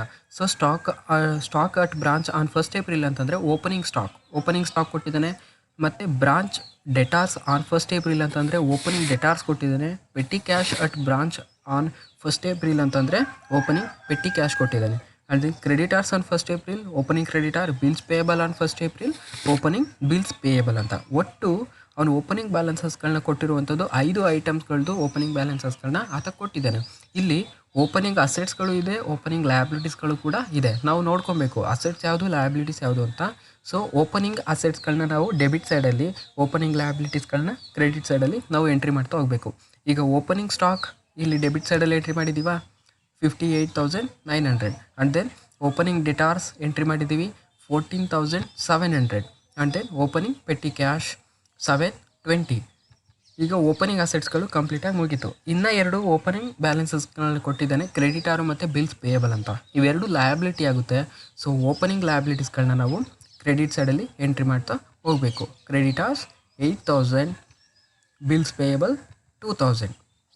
And then next transactions ಏನಿದೆ, goods sent to branch during the year ಅಂತ ಕೊಟ್ಟಿದ್ದಾನೆ. Goods sent to the branch during the year 3,29,400. Goods sent to the branch ಅಂತಂದರೆ head ಆಫೀಸಿಂದ ಬ್ರಾಂಚ್ಗೆ ಗೂಡ್ಸ್ನ send ಮಾಡ್ತಿದ್ದೀವಿ ಅಂತ. ಸೊ ಹೆಡ್ ಆಫೀಸಿಂದ ಬ್ರಾಂಚ್ಗೆ ಆಗುವಂಥ ಟ್ರಾನ್ಸಾಕ್ಷನ್ಸ್ಗಳನ್ನ ನಾವು ಯಾವ ಸೈಡ್ ಎಂಟ್ರಿ ಮಾಡ್ತೀವಿ, ಡೆಬಿಟ್ ಸೈಡಲ್ಲಿ ಎಂಟ್ರಿ ಮಾಡ್ತಾ ಹೋಗ್ತೀವಿ. To goods sent to branch 29,400. And then next transactions ಏನಿದೆ, cash sales during the year 3,50,800, credit sales during the year 1,40,400, cash received from debtors 1,37,900. Cash sales ಮತ್ತು ಕ್ರೆಡಿಟ್ ಸೇಲ್ಸ್ ಅಂತ ಅಂದರೆ ಏನು ಅಂತ. ಕ್ಯಾಶ್ ಸೇಲ್ಸ್ ಅಂತ ಅಂದರೆ ಇವತ್ತು ನಾವು ಒಂದು ಗೂಡ್ಸ್ ಆ್ಯಂಡ್ ಸರ್ವಿಸಸ್ನ ಒಬ್ಬ ಕಸ್ಟಮರ್ಸ್ಗೆ ನಾವು ಸೇಲ್ ಮಾಡ್ತಿದ್ದೀವಿ ಅಂತಂದರೆ ಆತ ಸ್ಪಾಟಲ್ಲೇ ಕ್ಯಾಶ್ನ ಅವನು ನಮಗೆ ಕೊಡ್ತಾನೆ. ಅಂದರೆ ಇವತ್ತೊಂದು ಪ್ರಾಡಕ್ಟ್ನ ನಾವು ಸೇಲ್ ಮಾಡಿದ್ವಿ, ಆತ ಸ್ಪಾಟಲ್ಲೇ ನಮಗೆ ಕ್ಯಾಶ್ನ ಕೊಟ್ಟ ಅಂತಂದರೆ ಅದನ್ನು ನಾವು ಕ್ಯಾಶ್ ಸೇಲ್ಸ್ ಅಂತ ಕರೆಯುವಂಥದ್ದು. ಅಂದರೆ ಯಾವುದೇ ರೀತಿಯಾದಂಥ ನಾವು ಸಾಲವಾಗಿ ಗೂಡ್ಸ್ನ ನಾವು ಕೊಟ್ಟಿಲ್ಲ, ಅಂದರೆ ಇವತ್ತು ಗೂಡ್ಸ್ನ ಕೊಟ್ವಿ, ಆವತ್ತೇ ಆತ ನಮಗೆ ಪೇ ಮಾಡ್ದ ಅಮೌಂಟ್ನ ಅಂತಂದರೆ ಅದನ್ನು ನಾವು ಕ್ಯಾಶ್ ಸೇಲ್ಸ್ ಅಂತ ಕರಿತೀವಿ. ಕ್ರೆಡಿಟ್ ಸೇಲ್ಸ್ ಅಂತ ಅಂದರೆ ಸಾಲವಾಗಿ ಮಾರಾಟ ಮಾಡಿರುವಂಥದ್ದು ಅಂತ. ನಾವಿವತ್ತು ಗೂಡ್ಸ್ನ ಅವನಿಗೆ ಸೇಲ್ ಮಾಡಿರ್ತೀವಿ, ಆತ ಇನ್ನೊಂದು ವೀಕ್ ಬಿಟ್ಟು ಅಥವಾ ಈ ಮಂತ್ ಎಂಡಲ್ಲೂ ನಮಗೆ ಅಮೌಂಟ್ಸ್ಗಳನ್ನ ಪೇ ಮಾಡ್ತೀನಿ ಅಂತ ಹೇಳಿ ಹೋಗಿರ್ತಾನೆ. ಅಂದರೆ ಸಾಲವಾಗಿ ಮಾರಾಟ ಮಾಡುವಂಥದ್ದನ್ನ ನಾವು ಕ್ರೆಡಿಟ್ ಸೇಲ್ ಅಂತ ನಾವು ಕರೆಯುವಂಥದ್ದು. ಈಗ ನಾವು ಸೇಲ್ಸ್ ಮಾಡಿದಾಗ ನಮ್ಗೆ ಏನಾಗುತ್ತೆ, ರೆವಿನ್ಯೂ ಅರ್ನ್ ಆಗುತ್ತೆ. ಬಂದಂಥ ರೆವಿನ್ಯೂನ ನಾವೇನು ಮಾಡಬೇಕು, ಹೆಡ್ ಆಫೀಸ್ನವ್ರಿಗೆ ನಾವು ಟ್ರಾನ್ಸ್ಫರ್ ಮಾಡ್ತಾ ಹೋಗಬೇಕು. ನಾವು ಫಾರ್ಮೆಟಲ್ಲಿ ಡಿಸ್ಕಸ್ ಮಾಡಿದ್ವಿ, ಹೆಡ್ ಆಫೀಸಿಂದ ಬ್ರಾಂಚ್ ಆಫೀಸ್ಗೆ ಆಗುವಂಥ ಟ್ರಾನ್ಸಾಕ್ಷನ್ಸ್ಗಳು ಡೆಬಿಟ್ ಸೈಡಲ್ಲಿ, ಬ್ರಾಂಚ್ ಆಫೀಸಿಂದ ಹೆಡ್ ಆಫೀಸ್ಗೆ ಆಗುವಂಥ ಟ್ರಾನ್ಸಾಕ್ಷನ್ಸ್ಗಳು ಕ್ರೆಡಿಟ್ ಸೈಡಲ್ಲಿ ಅಂತ. ಸೊ ಕ್ಯಾಶ್ ಸೇಲ್ಸ್ ಎಂಟ್ರಿ ಮಾಡಿದ್ದೀವಿ. ಕ್ಯಾಶ್ ಸೇಲ್ಸ್ ಅಂತಿದ್ದಂಗೆ ನಮಗೆ ಸ್ಪಾಟಲ್ಲೇ ನಮಗೆ ಕ್ಯಾಶ್ ಬಂತು, ಆ ಕ್ಯಾಶ್ನ ನಾವು ಹೆಡ್ ಆಫೀಸ್ನವ್ರಿಗೆ ನಾವು ಟ್ರಾನ್ಸ್ಫರ್ ಮಾಡಬೇಕು. ಸೊ ಕ್ರೆಡಿಟ್ ಸೈಡಲ್ಲಿ ಎಂಟ್ರಿ ಮಾಡಿದ್ವಿ. ಆ್ಯಂಡ್ ದೆನ್ ಕ್ರೆಡಿಟ್ ಸೇಲು ನಾವು ಇಲ್ಲಿ ಬ್ರಾಂಚ್ ಅಕೌಂಟ್ನಲ್ಲಿ ಎಫೆಕ್ಟ್ ಆಗೋದಿಲ್ಲ. ಏನಕ್ಕೆ ಅಂತಂದರೆ ನಾವು ಗೂಡ್ಸ್ನ ನಾವು ಸಾಲಕ್ಕೋಸ್ಕರ ನಾವು ಮಾರಾಟ ಮಾಡಿರುವಂಥದ್ದು. ಆತ ಫ್ಯೂಚರಲ್ಲಿ ಅಮೌಂಟ್ನ ನಮಗೆ ರಿಟರ್ನ್ ಕೊಡ್ತಾನೆ. ಆತ ನಮಗೆ ಯಾವತ್ತು ಅಮೌಂಟ್ನ ನಾವು ಕೊಡ್ತಾನೋ ಆವತ್ತು ಮಾತ್ರ ನಾವು ಹೆಡ್ ಆಫೀಸ್ನವ್ರಿಗೆ ಕ್ಯಾಶ್ನ ರಿಟರ್ನ್ ಕೊಡ್ಲಿಕ್ಕೆ ಮಾತ್ರ ಸಾಧ್ಯ. ಅಂದರೆ ಇವಾಗ ಕ್ಯಾಶ್ ಸೇಲ್ಸ್ ಮಾಡಿದ್ದೀವಿ ಅಂತಂದರೆ ಇವತ್ತೇ ನಮಗೆ ಕ್ಯಾಶ್ ಸಿಕ್ತು, ಆ ಕ್ಯಾಶ್ನ ನಾವು ಹೆಡ್ ಆಫೀಸ್ನವ್ರಿಗೆ ನಾವು ಟ್ರಾನ್ಸ್ಫರ್ ಮಾಡ್ಬೋದು. ಬಟ್ ನಾವು ಕ್ರೆಡಿಟ್ ರೂಪದಲ್ಲಿ ನಾವು ಸೇಲ್ ಮಾಡಿತ್ತು ಅಂತಂದರೆ ಆತ ನಮಗೆ ಅಮೌಂಟ್ನ ಕೊಟ್ಟಿರೋದಿಲ್ಲ, ಫ್ಯೂಚರಲ್ಲಿ ಕೊಡ್ತಾನೆ ಅಂತಂದರೆ ಆ ಕ್ರೆಡಿಟ್ ಸೇಲ್ನ ನಾವು ಬ್ರಾಂಚ್ ಅಕೌಂಟ್ನಲ್ಲಿ ನಾವು ಎಂಟ್ರಿ ಮಾಡಲಿಕ್ಕೆ ಆಗೋದಿಲ್ಲ. ಆತ ನಮಗೆ ಯಾವತ್ತು ನಮಗೆ ಕ್ಯಾಶ್ನ ನಮಗೆ ಕೊಡ್ತಾನೋ ಆ ಕ್ಯಾಶ್ನ ರಿಸೀವ್ ಮಾಡ್ಕೊಂಡಂಥ ಕ್ಯಾಶ್ನ ನಾವು ಹೆಡ್ ಆಫೀಸ್ನವ್ರಿಗೆ ನಾವು ಟ್ರಾನ್ಸ್ಫರ್ ಮಾಡಬಹುದು. ಅದರಿಂದಾಗಿ ಕ್ರೆಡಿಟ್ ಸೇಲ್ ಇಲ್ಲಿ ಬ್ರಾಂಚ್ ಅಕೌಂಟ್ನಲ್ಲಿ ಎಫೆಕ್ಟ್ ಆಗಲ್ಲ ಇಲ್ಲಿ. ಆ್ಯಂಡ್ ದೆನ್ ನೆಕ್ಸ್ಟ್ ಎಂಟ್ರಿ ಏನು ಹೇಳ್ತಾನೆ, ಕ್ಯಾಶ್ ರಿಸೀವ್ಡ್ ಫ್ರಮ್ ಡೆಟಾರ್ಸ್ ಅಂತಂದರೆ ಕೊಟ್ಟಿರುವಂಥ ಸಾಲವನ್ನು ಆತ ನಮಗೆ ರಿಟರ್ನ್ ಕೊಡ್ತಿದ್ದಾನೆ ಅಂತ, ಸಾಲವನ್ನು ತೀರಿಸ್ತಿದ್ದಾನೆ ಅಂತ. ಈಗೇನಾಗುತ್ತೆ, ಕ್ಯಾಶ್ ರಿಸೀವ್ಡ್ ಫ್ರಮ್ ಡೆಟಾರ್ಸ್ ಅಂತಂದರೆ ಡೆಟಾರ್ಸಿಂದ ಕ್ಯಾಶ್ನ ರಿಸೀವ್ ಮಾಡ್ಕೊಂಡ್ವಿ ಅಂತಂದರೆ ನಮ್ಮ ಕೈಗೆ ಅಮೌಂಟ್ ಬಂತು. ಆ ಅಮೌಂಟ್ನ ನಾವೇನು ಮಾಡ್ತೀವಿ, ಹೆಡ್ ಆಫೀಸ್ನವ್ರಿಗೆ ನಾವು ಟ್ರಾನ್ಸ್ಫರ್ ಮಾಡ್ತಾ ಹೋಗಬೇಕು. ಸೊ ಕ್ಯಾಶ್ ರಿಸೀವ್ಡ್ ಫ್ರಮ್ ಡೆಟಾರ್ಸ್ನ ನಾವು ಎಂಟ್ರಿ ಮಾಡ್ತಾ ಹೋಗಬೇಕು, 1,37,900. Credit sale, cash sales, cash received from debtors, ಇದರಲ್ಲಿ ನಾವು ಎಂಟ್ರಿ ಮಾಡುವಂಥದ್ದು ಕ್ಯಾಶ್ ಸೇಲ್ಸು ಮತ್ತು ಕ್ಯಾಶ್ ರಿಸೀವ್ಡ್ ಫ್ರಮ್ ಡೆಟಾರ್ಸ್ ಇವೆರಡನ್ನು ಮಾತ್ರ. ಈಗ ಕ್ಯಾಶ್ ಸೇಲ್ಸಲ್ಲಿ ಸ್ಪಾಟಲ್ಲಿ ನಮ್ಗೆ ಕ್ಯಾಶ್ ಸಿಗುತ್ತೆ. ಕ್ಯಾಶ್ ರಿಸೀವ್ಡ್ ಫ್ರಮ್ ಡೆಟಾರ್ಸ್ ಅಂತಂದರೆ ಈಗ ಕೊಟ್ಟಿರುವಂಥ ಸಾಲವನ್ನು ಆತ ನಮಗೆ ರಿಟರ್ನ್ ತೀರಿಸ್ತಿದ್ದಾನೆ ಸಾಲವನ್ನು ಅಂತಂದರೆ ಆಗಲೂ ಕೂಡ ನಮ್ಮ ಹ್ಯಾಂಡಲ್ಲಿ ಕ್ಯಾಶ್ ಇರುತ್ತೆ. ಸೊ ನಮ್ಮ ಹ್ಯಾಂಡಲ್ಲಿ ಎಷ್ಟು ಕ್ಯಾಶ್ ಇರುತ್ತೋ ಅದನ್ನು ಮಾತ್ರ ನಾವು ಟ್ರಾನ್ಸ್ಫರ್ ಮಾಡ್ಬೋದು. ಈಗ ನಾವು ಸಾಲ ಕೊಟ್ಟಿದ್ದೀವಿ ಅಂತ ನಾವು ಹೆಡ್ ಆಫೀಸ್ನವ್ರಿಗೆ ನಾವು ರೆವಿನ್ಯೂನ ಕೊಡ್ತಿದ್ದೀವಿ ಅಂತ ನಾವು ರೆಕಾರ್ಡ್ ಮಾಡಲಿಕ್ಕೆ ಆಗೋದಿಲ್ಲ. ಆ್ಯಂಡ್ ನೆಕ್ಸ್ಟ್ ಟ್ರಾನ್ಸಾಕ್ಷನ್ಸ್ ಏನಿದೆ, cash sent to branch for expenses ಅಂತ ಅಂದರೆ ಹೆಡ್ ಆಫೀಸ್ನವರು ಬ್ರಾಂಚ್ ಆಫೀಸ್ಗೆ ಒಂದಷ್ಟು ಎಕ್ಸ್ಪೆನ್ಸಸ್ಗೋಸ್ಕರ ಅಮೌಂಟ್ನ ಕೊಡ್ತಿದ್ದಾರೆ. ಅಂದರೆ ಬ್ರಾಂಚ್ ಆಫೀಸ್ದು ರೆಂಟ್ನ ಕಟ್ಟಲಿಕ್ಕೆ ಮತ್ತು ಬ್ರಾಂಚಲ್ಲಿ ವರ್ಕ್ ಮಾಡ್ತಿರುವಂಥ ಎಂಪ್ಲಾಯೀಸ್ಗಳಿಗೆ ಸ್ಯಾಲ್ರಿ ಕೊಡಲಿಕ್ಕೆ, ಅಲ್ಲಿ ಡೈಲಿ ಆಗುವಂಥ ಸಣ್ಣ ಪುಟ್ಟ ಎಕ್ಸ್ಪೆನ್ಸಸ್ಗಳನ್ನ ಪೇಯ್ಡ್ ಮಾಡಲಿಕ್ಕೋಸ್ಕರ ಈ ಹೆಡ್ ಆಫೀಸ್ನವರು ಒಂದಷ್ಟು ಎಕ್ಸ್ಪೆನ್ಸಸ್ಗೋಸ್ಕರನೇ ಒಂದಷ್ಟು ಕ್ಯಾಶ್ನ ಕೊಡ್ತಿದ್ದಾರೆ ಅಂತಂದರೆ ಈಗ ಟ್ರಾನ್ಸಾಕ್ಷನ್ಸ್ ಏನಾಯಿತು, ಹೆಡ್ ಆಫೀಸಿಂದ ಬ್ರಾಂಚ್ ಆಫೀಸ್ಗೆ ಟ್ರಾನ್ಸಾಕ್ಷನ್ಸ್ ಆಗ್ತಿದೆ ಅಂತ. ಸೊ ಹೆಡ್ ಆಫೀಸಿಂದ ಬ್ರಾಂಚ್ ಆಫೀಸ್ಗೆ ಟ್ರಾನ್ಸಾಕ್ಷನ್ಸ್ ಆಗ್ತಿದೆ ಅಂತಂದರೆ ಅದನ್ನು ನಾವು ಡೆಬಿಟ್ ಸೈಡಲ್ಲಿ ನಾವು ಎಂಟ್ರಿ ಮಾಡ್ತಾ ಹೋಗಬೇಕು. ಈಗ rent rupees 12,000 and then salary rupees 36,000 and then petty cash rupees 7,000 entry ಮಾಡಿದ್ವಿ. And then next stock at branch on 31st March 2012 ಅಂದರೆ 31st March ಅಂತಂದರೆ ಇಯರ್ ಎಂಡಿಂಗು. ಸೊ ಇದು ಕ್ಲೋಸಿಂಗ್ ಬ್ಯಾಲೆನ್ಸಸ್ಗಳು. 31st March ಅಂತಂದರೆ 1st April ಅಂತಂದರೆ opening balance, 31st March ಅಂತಂದರೆ closing balance. So stock at branch on 31st March ಅಂತಂದರೆ closing stock ಅನ್ನುವಂಥದ್ದೇನು asset. So closing ಅಸೆಟ್ಸ್ಗಳನ್ನ ನಾವು ಯಾವ ಸೈಡ್ ಬರೀಬೇಕು, ಕ್ರೆಡಿಟ್ ಸೈಡಲ್ಲಿ ನಾವು ಬರೀಬೇಕು. ಸೊ ಕ್ಲೋಸಿಂಗ್ ಸ್ಟಾಕ್ ಬರೆದಿದ್ದೀವಿ 55,400. ಸೊ ನೆಕ್ಸ್ಟು ಪೆಟ್ಟಿ ಕ್ಯಾಶ್ ಕೊಟ್ಟಿದ್ದಾನೆ, ಕ್ಲೋಸಿಂಗ್ ಪೆಟ್ಟಿ ಕ್ಯಾಶು ಎಷ್ಟು 730. Next closing debtors at branch on 31st March 2011 ಅಂತಂದರೆ ಕ್ಲೋಸಿಂಗ್ ಡೆಟಾಸ್ ಅದನ್ನು ಕೊಟ್ಟಿದ್ದಾನೆ. ಸೊ 17,200 ಎಂಟ್ರಿ ಮಾಡಿದ್ವಿ. And then next goods return by branch. Goods return by branch ಅಂತಂದರೆ branch ಅವರು ಒಂದಷ್ಟು ಗೂಡ್ಸ್ನ head ಆಫೀಸಿಂದ ತೊಗೊಂಡಿರ್ತಾರೆ. ಅದರಲ್ಲಿ ಒಂದಷ್ಟು ಡ್ಯಾಮೇಜ್ ಆಗಿತ್ತು ಅಂತಂದರೆ ಗೂಡ್ಸ್ನ ಏನು ಮಾಡ್ತಾರೆ, ಹೆಡ್ ಆಫೀಸ್ನವ್ರಿಗೆ ಬ್ರಾಂಚ್ ಆಫೀಸ್ನವ್ರು ಏನು ಮಾಡ್ತಾರೆ, ರಿಟರ್ನ್ ಮಾಡ್ತಾ ಹೋಗ್ತಾರೆ.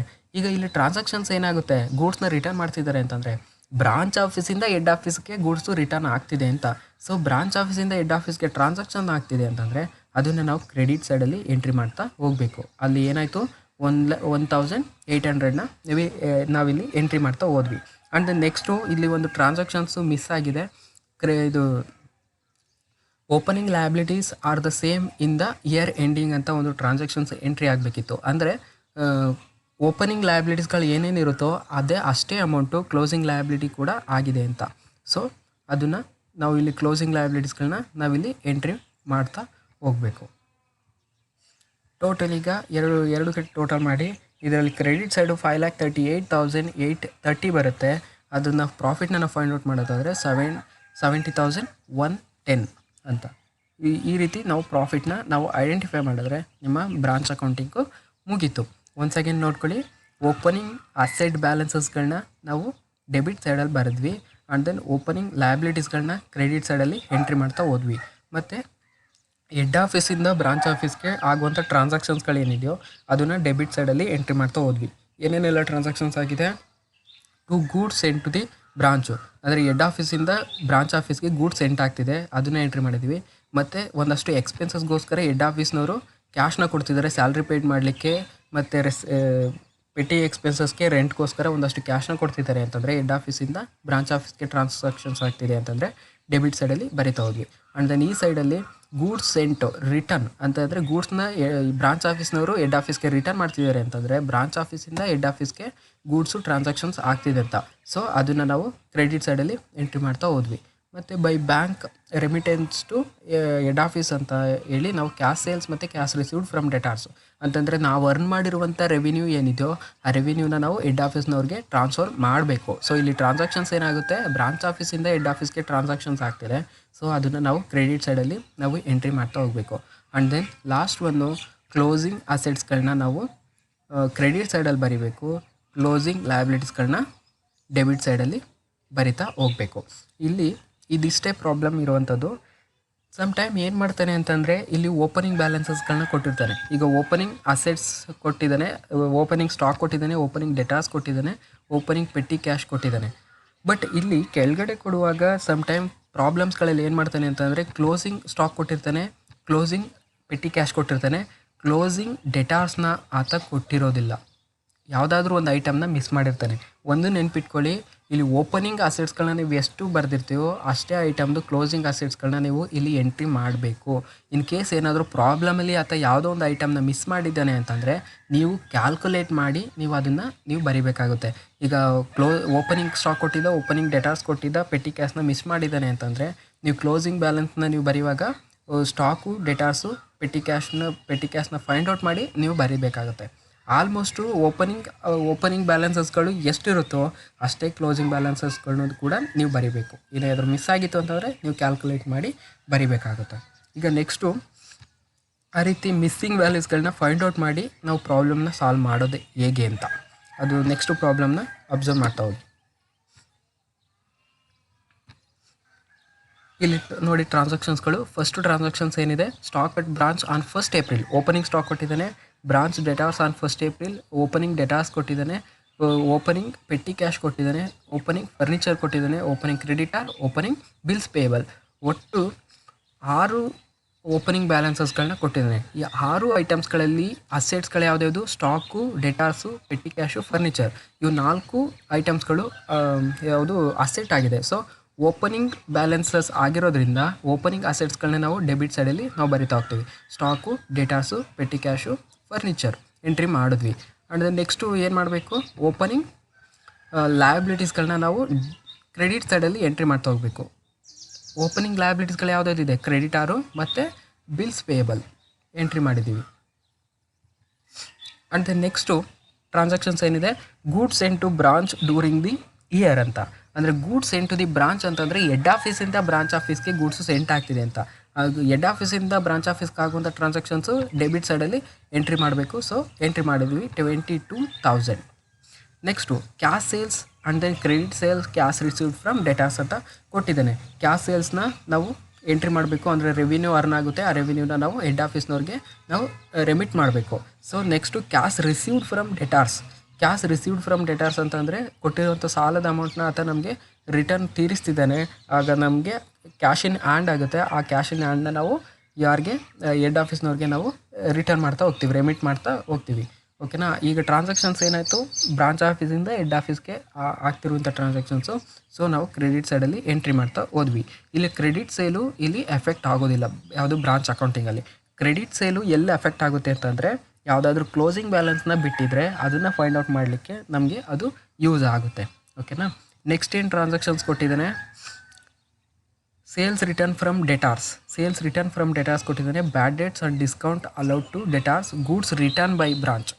ಈಗ ಸೇಲ್ಸ್ ರಿಟರ್ನು ಮತ್ತು ಕ್ರೆಡಿಟ್ ಸೇಲು ಮತ್ತು ಬ್ಯಾಡ್ ಡೇಟ್ಸು, ಈ ಮೂರು ಐಟಮ್ಸ್ಗಳು ಎಲ್ಲಿ ಯೂಸ್ ಆಗುತ್ತೆ ಅಂತ ಅಂದರೆ ಕ್ಲೋಸಿಂಗ್ ಡೆಟಾರ್ಸ್ಗಳನ್ನ ಫೈಂಡ್ ಔಟ್ ಮಾಡಲಿಕ್ಕೆ ಹೆಲ್ಪ್ ಆಗುತ್ತೆ. ಬ್ರಾಂಚ್ ಅಕೌಂಟಿಂಗ್ಗೆ ಎಫೆಕ್ಟ್ ಆಗೋದಿಲ್ಲ. ಯಾವುದಾವುದು credit sale, sales return from debtors. ಇದು ರಿಟರ್ನ್ ಫ್ರಮ್ ಡೆಟಾರ್ಸ್ ಅನ್ನುವಂಥ ಪಾಯಿಂಟು ನಿಮ್ಗೆ ನೆನಪಿರಬೇಕು, ಅದನ್ನು ನೀವು ನೆನ್ಪಿಟ್ಕೊಳ್ಳಿ. ಮತ್ತು ಬ್ಯಾಡ್ ಡೇಟ್ಸು ಮತ್ತು ಬಿಲ್ ಡಿಸ್ಕೌಂಟು ಇವೆಲ್ಲ ಎಲ್ಲಿ ಎಫೆಕ್ಟ್ ಆಗುತ್ತೆ ಅಂತಂದರೆ ಕ್ಲೋಸಿಂಗ್ ಡೆಟಾರ್ಸ್ಗಳನ್ನ ಫೈಂಡ್ ಔಟ್ ಮಾಡಲಿಕ್ಕೆ. ಆ್ಯಂಡ್ ದ ನೆಕ್ಸ್ಟ್ ಟ್ರಾನ್ಸಾಕ್ಷನ್ಸ್ ಏನಿದೆ, goods return by branch. Return by branch ಅಂತಂದರೆ ಬ್ರಾಂಚ್ ಅವರು ರಿಟರ್ನ್ ಮಾಡ್ತಿದ್ದಾರೆ ಅಂತ. ಯಾರಿಗೆ ರಿಟರ್ನ್ ಮಾಡ್ತಾರೆ, ಹೆಡ್ ಆಫೀಸ್ನವ್ರಿಗೆ. ಸೊ ಬ್ರಾಂಚಿಂದ ಹೆಡ್ ಆಫೀಸ್ಗೆ ಟ್ರಾನ್ಸಾಕ್ಷನ್ಸ್ ಆಗ್ತಿದೆ ಅಂತಂದರೆ ಅದನ್ನು ನಾವು ಕ್ರೆಡಿಟ್ ಸೈಡಲ್ಲಿ ಎಂಟ್ರಿ ಮಾಡ್ತಾ ಹೋಗ್ತೀವಿ. ಗೂಡ್ಸ್ ಸೆಂಟ್ ಅಂದರೆ ರಿಟರ್ನ್ ಅಂತ ಬ್ರಾಕೆಟಲ್ಲಿ ಎಂಟ್ರಿ ಮಾಡಿದ್ದೀವಿ, 800 ರೂಪೀಸ್. ಓಕೆನಾ. Next cash sent to branch for expenses. ಎಕ್ಸ್ಪೆನ್ಸಸ್ಗೋಸ್ಕರ ಹೆಡ್ ಆಫೀಸ್ನವರು ಬ್ರಾಂಚ್ ಆಫೀಸ್ಗೆ ಒಂದಷ್ಟು ಕ್ಯಾಶ್ನ ಕೊಡ್ತಿದ್ದಾರೆ. ಏನೇನಕ್ಕೆ, ರೆಂಟ್ ಪೇಯ್ಡ್ ಮಾಡಲಿಕ್ಕೆ 1000 ರೂಪೀಸ್ನ ಕೊಡ್ತಿದ್ದಾರೆ, ಮತ್ತು ಸ್ಯಾಲ್ರಿ ಪೇ ಮಾಡಲಿಕ್ಕೆ 2000ನ ಕೊಡ್ತಿದ್ದಾರೆ. ಪೆಟ್ಟಿ ಕ್ಯಾಶ್ಗೋಸ್ಕರ 300 ರೂಪೀಸ್ನ ಅವರು ಪೇ ಮಾಡ್ತಿದ್ದಾರೆ. ಸೊ ಹೆಡ್ ಆಫೀಸಿಂದ ಬ್ರಾಂಚ್ ಆಫೀಸ್ಗೆ ಟ್ರಾನ್ಸಾಕ್ಷನ್ಸ್ ಆಗ್ತಿದೆ. ಸೊ ಡೆಟಾರ್ಸ್ ಸೈಡಲ್ಲಿ ನಾವು ಎಂಟ್ರಿ ಮಾಡಿದ್ವಿ. Next stock at branch on 31st March 2011. 31st March ಅಂತಂದರೆ closing balance. So closing stock ಕೊಟ್ಟಿದ್ದಾನೆ, ನಾವು ಕ್ಲೋಸಿಂಗ್ ಸ್ಟಾಕ್ನ ನಾವು ಎಂಟ್ರಿ ಮಾಡಿದ್ವಿ. And then closing petty cash ಕೊಟ್ಟಿದ್ದಾನೆ 31st March ಕ್ಲೋಸಿಂಗ್ ಪೆಟ್ಟಿ ಕ್ಯಾಶ್ನ ನಾವು ಎಂಟ್ರಿ ಮಾಡ್ತಾ ಹೋದ್ವಿ. And then creditors and bills payable in year ending. Year ending is the same ಅಂತ ಹೇಳ್ತಾನೆ. ಕ್ರೆಡಿಟಾರ್ ಮತ್ತು bills payable in the year ending is the same ಅಂತ ಅಂದರೆ opening balance ಏನಿತ್ತೋ ಅದು ಕೂಡ ಇಯರ್ ಎಂಡಿಂಗಲ್ಲಿ ಅಷ್ಟೇ ಅಮೌಂಟ್ ಇದೆ, ಯಾವುದೇ ರೀತಿಯಾದಂಥ ಚೇಂಜಸ್ ಆಗಿಲ್ಲ ಅಂತ. ಸೊ ಅದನ್ನು ಸೇಮ್ ಅದೇ ರೀತಿಯಾಗಿ ನಾವು ಕ್ಲೋಸಿಂಗ್ ಬ್ಯಾಲೆನ್ಸ್ ಅಂತ ನಾವು ಡೆಟಾರ್ ಸೈಡಲ್ಲಿ ಬರ್ಕೊಂಡ್ವಿ. ಆ್ಯಂಡ್ ದೆನ್ ನೆಕ್ಸ್ಟು ಏನು ಮಾಡಿದ್ದೇನೆ ಅಂತಂದರೆ, ಇದು ಇಲ್ಲಿ ಡೆಟಾರ್ಸ್ ಕೊಟ್ಟಿರುವಂಥದ್ದು ಇದು ಲಾಸ್ಟ್ ಪ್ರಾಬ್ಲಮ್ದು ಇಲ್ಲಿ ಕ್ಯಾರಿ ಆಗಿದೆ. ಇದು ಪ್ರಾಬ್ಲಮಲ್ಲಿ ಈ ಡೆಟಾರ್ಸ್ ಬ್ಯಾಲೆನ್ಸ್ನ ಅವನು ಕೊಟ್ಟಿಲ್ಲ, ನಾವು ಕ್ಯಾಲ್ಕುಲೇಟ್ ಮಾಡಿ ನಾವು ಇಲ್ಲಿ ಎಂಟ್ರಿ ಮಾಡ್ತಾ ಹೋಗಬೇಕು. ಈಗ ನೋಡ್ಕೊಳ್ಳಿ, stock, debtors, petty cash, furniture, opening balance ಕೊಟ್ಟಿದ್ದಾನೆ. ಇದ್ರದ್ದು ಕ್ಲೋಸಿಂಗ್ ಬ್ಯಾಲೆನ್ಸ್ ಕೊಡುವಾಗ ಆತ ಕೊಟ್ಟಿರುವಂಥದ್ದು ಸ್ಟಾಕ್ ಕೊಟ್ಟಿದ್ದಾನೆ, ಪೆಟ್ಟಿ ಕ್ಯಾಶ್ ಕೊಟ್ಟಿದ್ದಾನೆ ಅಷ್ಟೇ. ಈಗ ಇನ್ನೂ 2 ಬ್ಯಾಲೆನ್ಸಸ್ಗಳನ್ನ ನಾವು ಫೈಂಡ್ ಔಟ್ ಮಾಡಬೇಕು. ಅವೆರಡು ಬ್ಯಾಲೆನ್ಸ್ ಯಾವುದು ಅಂತ ಅಂದರೆ ಫರ್ನಿಚರ್ದು ಕ್ಲೋಸಿಂಗ್ ಬ್ಯಾಲೆನ್ಸ್ ಕಂಡುಹಿಡಿಬೇಕು ಮತ್ತು ಡೆಟಾರ್ಸ್ದು ಕ್ಲೋಸಿಂಗ್ ಬ್ಯಾಲೆನ್ಸ್ನ ನಾವು ಕಂಡುಹಿಡಿಬೇಕು. ಸೊ ಅವೆರಡೂ ಕ್ಲೋಸಿಂಗ್ ಬ್ಯಾಲೆನ್ಸ್ನ ಫೈಂಡ್ ಔಟ್ ಮಾಡಿ ನಾವು ಇಲ್ಲಿ ಎಂಟ್ರಿ ಮಾಡಿದ್ರೆ ನಿಮ್ಮ ಬ್ರಾಂಚ್ ಅಕೌಂಟಿಂಗು ಕಂಪ್ಲೀಟ್ ಆಯಿತು. ಈಗ ಫಸ್ಟು ಇದು ಡೆಟಾರ್ಸ್ನ ನಾವು ಫೈಂಡ್ ಔಟ್ ಮಾಡೋದು ಹೇಗೆ ಅಂತ. ಡೆಟಾರ್ಸ್ನ ಫೈಂಡ್ ಔಟ್ ಮಾಡಲಿಕ್ಕೆ ಈಗ ನೋಡಿ, ಅಬ್ಸರ್ವ್ ಮಾಡಿ, ಈಗ ಪ್ರಾಬ್ಲಮಲ್ಲಿ ಕೊಟ್ಟಿರುವಂಥದ್ದು ಓಪನಿಂಗ್ ಬ್ಯಾಲೆನ್ಸಸ್ಸು ಸ್ಟಾಕ್ ಕೊಟ್ಟಿದ್ದಾನೆ, ಓಪನಿಂಗ್ ಡೆಟಾರ್ಸ್ ಕೊಟ್ಟಿದ್ದಾನೆ, ಓಪನಿಂಗ್ ಪೆಟ್ಟಿ ಕ್ಯಾಶ್ ಕೊಟ್ಟಿದ್ದಾನೆ, ಓಪನಿಂಗ್ ಫರ್ನಿಚರ್ ಕೊಟ್ಟಿದ್ದಾನೆ. ಬಟ್ ಕ್ಲೋಸಿಂಗ್ ಬ್ಯಾಲೆನ್ಸ್ ಕೊಡುವಾಗ ಯಾವುದು ಕ್ಲೋಸಿಂಗ್ ಸ್ಟಾಕ್ ಕೊಟ್ಟಿದ್ದಾನೆ, ಕ್ಲೋಸಿಂಗ್ ಡೆಟಾರ್ಸ್ ಕೊಟ್ಟಿಲ್ಲ, ಕ್ಲೋಸಿಂಗ್ ಪೆಟ್ಟಿ ಕ್ಯಾಶ್ ಕೊಟ್ಟಿದ್ದಾನೆ, ಕ್ಲೋಸಿಂಗ್ ಫರ್ನಿಚರ್ ಕೊಟ್ಟಿಲ್ಲ. ಸೊ ನಾವೀಗ ಕ್ಲೋಸಿಂಗ್ ಡೆಟಾರ್ಸು ಮತ್ತು ಕ್ಲೋಸಿಂಗ್ ಫರ್ನಿಚರ್ನ ನಾವೀಗ ಫೈಂಡ್ ಔಟ್ ಮಾಡ್ಕೊಬೇಕು. ಈಗ ಅದನ್ನು ನಾವು ಮೆಮೊರೆಂಡಮ್ ಆಫ್ ಡೆಟಾರ್ಸ್ ಅಕೌಂಟ್ ಅಂತ ನಾವು ಓಪನ್ ಮಾಡ್ಕೊತೀವಿ. ಮೆಮೊರೆಂಡಮ್ ಆಫ್ ಡೆಟಾರ್ಸ್ ಅಂತ ಅಕೌಂಟ್ ಅಂತ ಓಪನ್ ಮಾಡಿಬಿಟ್ಟು ಎಲ್ಲ ಓಪನಿಂಗ್ ಬ್ಯಾಲೆನ್ಸಸ್ಗಳನ್ನ ನಾವು ಡೆಬಿಟ್ ಸೈಡಲ್ಲಿ ನಾವು ಬರಿತಾ ಹೋಗಬೇಕು. ಈಗ ಓಪನಿಂಗ್ ಡೆಟಾರ್ಸ್ ಎಷ್ಟಿದೆ, ಓಪನಿಂಗ್ ಡೆಟಾರ್ಸ್ ಇರುವಂಥದ್ದು 4000 ಓಪನಿಂಗ್ ಬ್ಯಾಲೆನ್ಸ್ನ ಬರ್ಕೊತೀವಿ. ಮತ್ತು ಅಡಿಷ್ನಲ್ ಆಗಿ ಯಾವುದಾದ್ರೂ ಈ ವರ್ಷ ಕ್ರೆಡಿಟ್ ಸೇಲ್ ಆಗಿದೆ ಅಂತ ನೋಡ್ಕೊಬೇಕು. ಇಲ್ಲಿ ಕ್ರೆಡಿಟ್ ಸೇಲ್ ಆಗಿದೆಯಾ ಅಂದರೆ ಈಗ ಓಪನಿಂಗ್ ಡೆಟಾರ್ಸ್ ಅಂತಂದರೆ ಈಗ ಲಾಸ್ಟ್ ಇಯರಲ್ಲೇ ಇರುವಂಥ ಸಾಲಗಳು ಕೊಟ್ಟಿರುವಂಥ ಲಾಸ್ಟ್ ಇಯರಲ್ಲೇ ಕೊಟ್ಟಿರುವಂಥ ಸಾಲಗಳು ಮತ್ತು credit sale during the year, ಈ ವರ್ಷ ಸೇಲ್ ಮಾಡಿರುವಂಥ ಸಾಲಗಳು ಅಂದರೆ ಸಾಲವಾಗಿ ಈ ವರ್ಷ ಮಾರಾಟ ಮಾಡಿರುವಂಥದ್ದು. ಸೊ ಅವೆರಡನ್ನೂ ನಾವು ಎಂಟ್ರಿ ಮಾಡ್ಕೋಬೇಕು. ಓಪನಿಂಗ್ ಡೆಟಾರ್ಸ್ ಅಂತಂದರೆ ಲಾಸ್ಟ್ ಇಯರಲ್ಲಿ ಸಾಲ ಬ್ಯಾಲೆನ್ಸ್ ಇರುವಂಥದ್ದು, ರಿಟರ್ನ್ ಮಾಡಿಲ್ಲ, ಅವರು ಸಾಲವನ್ನು ತೀರಿಸಿಲ್ಲ. ಮತ್ತು ಕ್ರೆಡಿಟ್ ಸೇಲ್ ಅಂತಂದರೆ ಈ ವರ್ಷ ನಾವು ಮಾಡಿರುವಂಥ ಅಂದರೆ ನಾವು ಸೇಲ್ ಮಾಡಿರುವಂಥ ಗೂಡ್ಸ್ ಆ್ಯಂಡ್ ಸರ್ವಿಸಸ್ಗಳು ಕ್ರೆಡಿಟ್ ಬೇಸಿಸ್ ಮೇಲೆ, ಓಕೆನಾ. ಇವೆರಡನ್ನೂ ಡೆಟಾರ್ ಸೈಡಲ್ಲಿ ಎಂಟ್ರಿ ಮಾಡ್ಕೊತೀವಿ. ಮತ್ತು ನೆಕ್ಸ್ಟು ಕ್ರೆಡಿಟ್ ಸೈಡ್ ಬಂದಾಗ ಈಗ ಡೆಟಾರ್ಸಿಗೆ ಸಂಬಂಧಪಟ್ಟಂತೆ ನಾವೇನಾದರೂ ಬ್ಯಾಡ್ ಡೇಟ್ಸ್ ಅಂತ ಅಂದರೆ ಬ್ಯಾಡ್ ಡೇಟ್ಸ್ ಅಂತಂದರೆ ಕೊಟ್ಟಿರುವಂಥ ಸಾಲ ರಿಟರ್ನ್ ಆಗೋದಿಲ್ಲ ಅಂತ, ಅದನ್ನು ಮತ್ತು ಅವ್ರಿಗೇನಾದ್ರು ಡಿಸ್ಕೌಂಟ್ ಏನಾದ್ರು ಕೊಟ್ಟಿತ್ತು ಅಂತಂದರೆ ನಾವು ಕ್ರೆಡಿಟ್ ಸೈಡಲ್ಲಿ ಎಂಟ್ರಿ ಮಾಡ್ತಾ ಹೋಗಬೇಕು. ಸೇಲ್ಸ್ ರಿಟರ್ನ್ ಬೈ ಡೆಟಾರ್ಸ್ ಅಂತ ಅಂದರೆ ಅದನ್ನು ಕೂಡ ನಾವು ಕ್ರೆಡಿಟ್ ಸೈಡಲ್ಲಿ ಎಂಟ್ರಿ ಮಾಡ್ತಾ ಹೋಗಬೇಕು. ಅಂದರೆ ಈಗ ಟೋಟಲ್ಲು ನಾವು ಸಾಲ ಕೊಟ್ಟಿರುವಂಥದ್ದು ಈ ವರ್ಷ ಟೋಟಲು ಅಂದರೆ ಲಾಸ್ಟ್ ಇಯರ್ದು 4,000, ಈ ವರ್ಷ 25,000. ಟೋಟಲು ಈ ವರ್ಷ ನಮಗೆ ಸಾಲ ಹೋಗಿರುವಂಥದ್ದು 29,000 ಸಾಲ ಹೋಗಿದೆ. ಅದರಲ್ಲಿ 400 ವ್ಯಾಲ್ಯೂ ಅಷ್ಟು ಅವರು ಡೆಟಾರ್ಸು ಸಾಲ ತೊಗೊಂಡಿರೋರು ಗೂಡ್ಸ್ನ ರಿಟರ್ನ್ ಮಾಡ್ತಿದ್ದಾರೆ ಅಂತಂದರೆ ಆ 400 ರುಪೀಸ್ನ ಅವರು ನಮಗೆ ಸಾಲವನ್ನು ಕೊಡೋದಿಲ್ಲ. ಅದರಿಂದಾಗಿ ಏನು ಮಾಡಬೇಕು, ಕ್ರೆಡಿಟ್ ಸೈಡಲ್ಲಿ ಎಂಟ್ರಿ ಮಾಡ್ತಾ ಹೋಗಬೇಕು. By cash received from debtors ಅಂತ ಏನಾದರೂ ಇತ್ತು ಅಂತಂದರೆ ಅದನ್ನು ಕೂಡ ನಾವು ಕ್ರೆಡಿಟ್ ಸೈಡಲ್ಲಿ ನಾವು ಎಂಟ್ರಿ ಮಾಡ್ತಾ ಹೋಗಬೇಕು. ಏನಕ್ಕೆ ಅಂತಂದರೆ ಟೋಟಲ್ ನಾವು ಸಾಲ ಕೊಟ್ಟಿರುವಂಥದ್ದು 29,000. ಆ 29,000ಅಲ್ಲಿ ಬ್ಯಾಡ್ ಡೇಟ್ಸು ಅಂತಂದರೆ ಸಾಲ ಅವರು ನಮಗೆ ಬರೋದೇ ಇಲ್ಲ ಅಂತ ಡಿಸೈಡ್ ಮಾಡ್ಕೊಂಡ್ಬಿಟ್ಟಿದ್ದೀವಿ 600. ಸೊ ಅದನ್ನು ಇದರಲ್ಲಿ ಲೆಸ್ ಮಾಡ್ಕೊಬೇಕು. ಮತ್ತು ಸೇಲ್ಸ್ ರಿಟರ್ನ್ ಅಂತಂದರೆ ನಾವು ಒಂದಷ್ಟು ಗೂಡ್ಸ್ನ ನಾವು ಸಾಲವಾಗಿ ಕೊಟ್ಟಿದ್ವಿ, ಅದರಲ್ಲಿ ಗೂಡ್ಸ್ನ ಅವರು ನಮಗೆ 400 ರುಪೀಸ್ನ ಕೊಟ್ಟಿದ್ದಾರೆ ಅಂತಂದರೆ ಅವರು ಸಾಲ ಅಲ್ಲಿ 400 ರುಪೀಸ್ನ ಅವರು ನಮಗೆ ಸಾಲವನ್ನು ಅವರು ನಮ್ಗೆ ಕೊಡೋಗಿಲ್ಲ ಅಂತ, ಅಂದರೆ ಅಮೌಂಟ್ ಬದಲು ನಮಗೆ ಗೂಡ್ಸ್ನೇ ರಿಟರ್ನ್ ಕೊಟ್ಟಿದ್ದಾರೆ ಅಂತ. ಸೊ ಅದರಿಂದ 29,000ಅಲ್ಲಿ ಈ 600 400ನ ನಾವು ಲೆಸ್ ಮಾಡ್ಕೊಬೇಕಾಗುತ್ತೆ. ಮತ್ತು by cash received from debtors ಅಂತಂದರೆ ಈ 29,000ಅಲ್ಲಿ 9,000 ಅಷ್ಟು ಕ್ಯಾಶ್ನ ಅವರು ನಮಗೆ ರೀಪೇ ಮಾಡಿದ್ದಾರೆ ಅಂತ, ಸಾಲವನ್ನು ತೀರಿಸಿದ್ದಾರೆ ಅಂತ. ಸೊ ಅವೆಲ್ಲವನ್ನು ನಾವು ಕ್ರೆಡಿಟ್ ಸೈಡಲ್ಲಿ ಎಂಟ್ರಿ ಮಾಡಿಕೊಂಡ್ರೆ ಇನ್ನು ಬ್ಯಾಲೆನ್ಸ್ ಇರುವಂಥ ಅಮೌಂಟು ಇನ್ನು ನಮಗೆ ಬರಬೇಕಾದಂಥ ಅಮೌಂಟು ಅಂದರೆ ದಟ್ ಈಸ್ ಕಾಲ್ಡ್ ಕ್ಲೋಸಿಂಗ್ ಡೆಟಾರ್ಸ್ ಅಂತ 19,000. ಅದನ್ನು ಇಲ್ಲಿ ಎಂಟ್ರಿ ಮಾಡ್ಕೊಳ್ಳಿ, ಕ್ಲೋಸಿಂಗ್ ಡೆಟಾರ್ಸ್. ಒನ್ಸ್ ಅಗೇನ್ ನೋಡ್ಕೊಳ್ಳಿ, ಡೆಬಿಟ್ ಸೈಡಲ್ಲಿ ಓಪನಿಂಗ್ ಡೆಟಾರ್ಸ್ ಬ್ಯಾಲೆನ್ಸ್ ಬರೀತೀರಾ ಮತ್ತು ಈ ವರ್ಷ ಆಗಿರುವಂಥ ಕ್ರೆಡಿಟ್ ಸೇಲ್ನ ಎಂಟ್ರಿ ಮಾಡ್ತೀರಾ. ಅಂದರೆ ಒಟ್ಟು ಈ ವರ್ಷ ಹೋಗಿರುವಂಥ ಸಾಲ ಎಷ್ಟು ಅಂತಂದರೆ 29,000. ಆ 29,000ಅಲ್ಲಿ ಬ್ಯಾಡ್ ಡೇಟ್ಸು ಮತ್ತು ಡಿಸ್ಕೌಂಟ್ ನಾವು ಕೊಟ್ಟಿರುವಂಥದ್ದು 600, ಅಂದರೆ ಸಾಲ ಬರೋದೇ ಇಲ್ಲ ಅಂತ. ಸೊ ಅದನ್ನು ನಾವು ಲೆಸ್ ಮಾಡ್ಕೊತೀವಿ.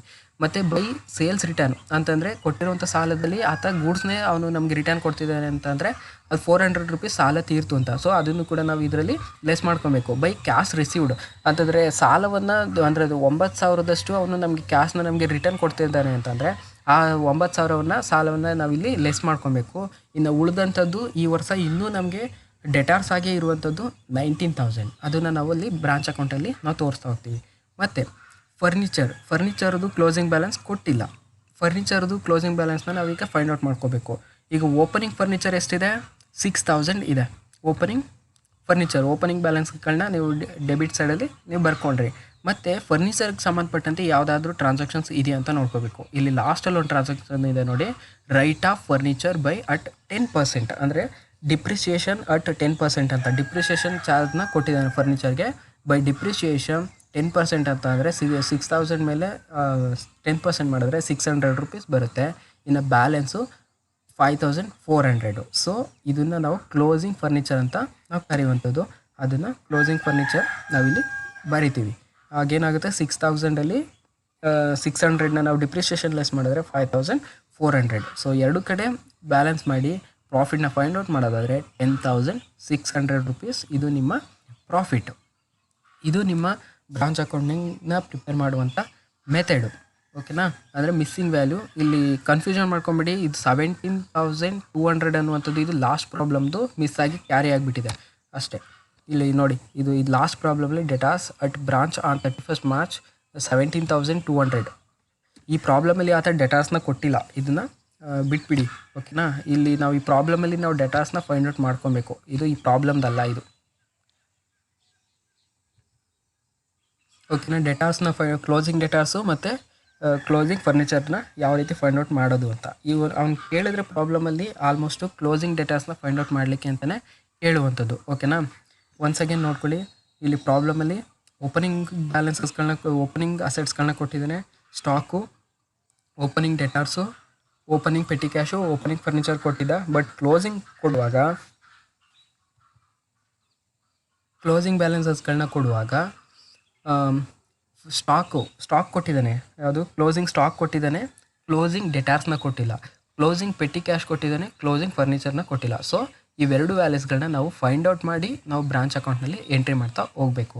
ಸೊ ಇದು ಮೆಮೊರೆಂಡಮ್ ಆಫ್ ಡೆಟಾರ್ಸ್ ಅಕೌಂಟ್ ಓಪನ್ ಮಾಡುವಾಗ ಓಪನಿಂಗ್ ಡೆಟಾರ್ಸ್ನ ಬರಿತೀವಿ, ಲಾಸ್ಟ್ ಇಯರಲ್ಲಿ ಇರುವಂಥ ಸಾಲಗಳನ್ನ ಬರಿತೀವಿ. ಮತ್ತು ಈ ವರ್ಷ ಕ್ರೆಡಿಟ್ ಸೇಲ್ ಆಗಿರುವಂಥದ್ದು, ಈ ವರ್ಷ ಹೋಗಿರುವಂಥ ಸಾಲಗಳನ್ನ ಬರಿತಾ ಹೋಗ್ತೀವಿ. ಲಾಸ್ಟ್ ಇಯರ್ದು 4,000 ಹೋಗಿದೆ, ಈ ವರ್ಷ 25,000 ಹೋಗಿದೆ. ಟೋಟಲ್ 29,000 ರೂಪಾಯಿ ನಾವು ಸಾಲವಾಗಿ ಮಾರಾಟ ಮಾಡಿರುವಂಥದ್ದು.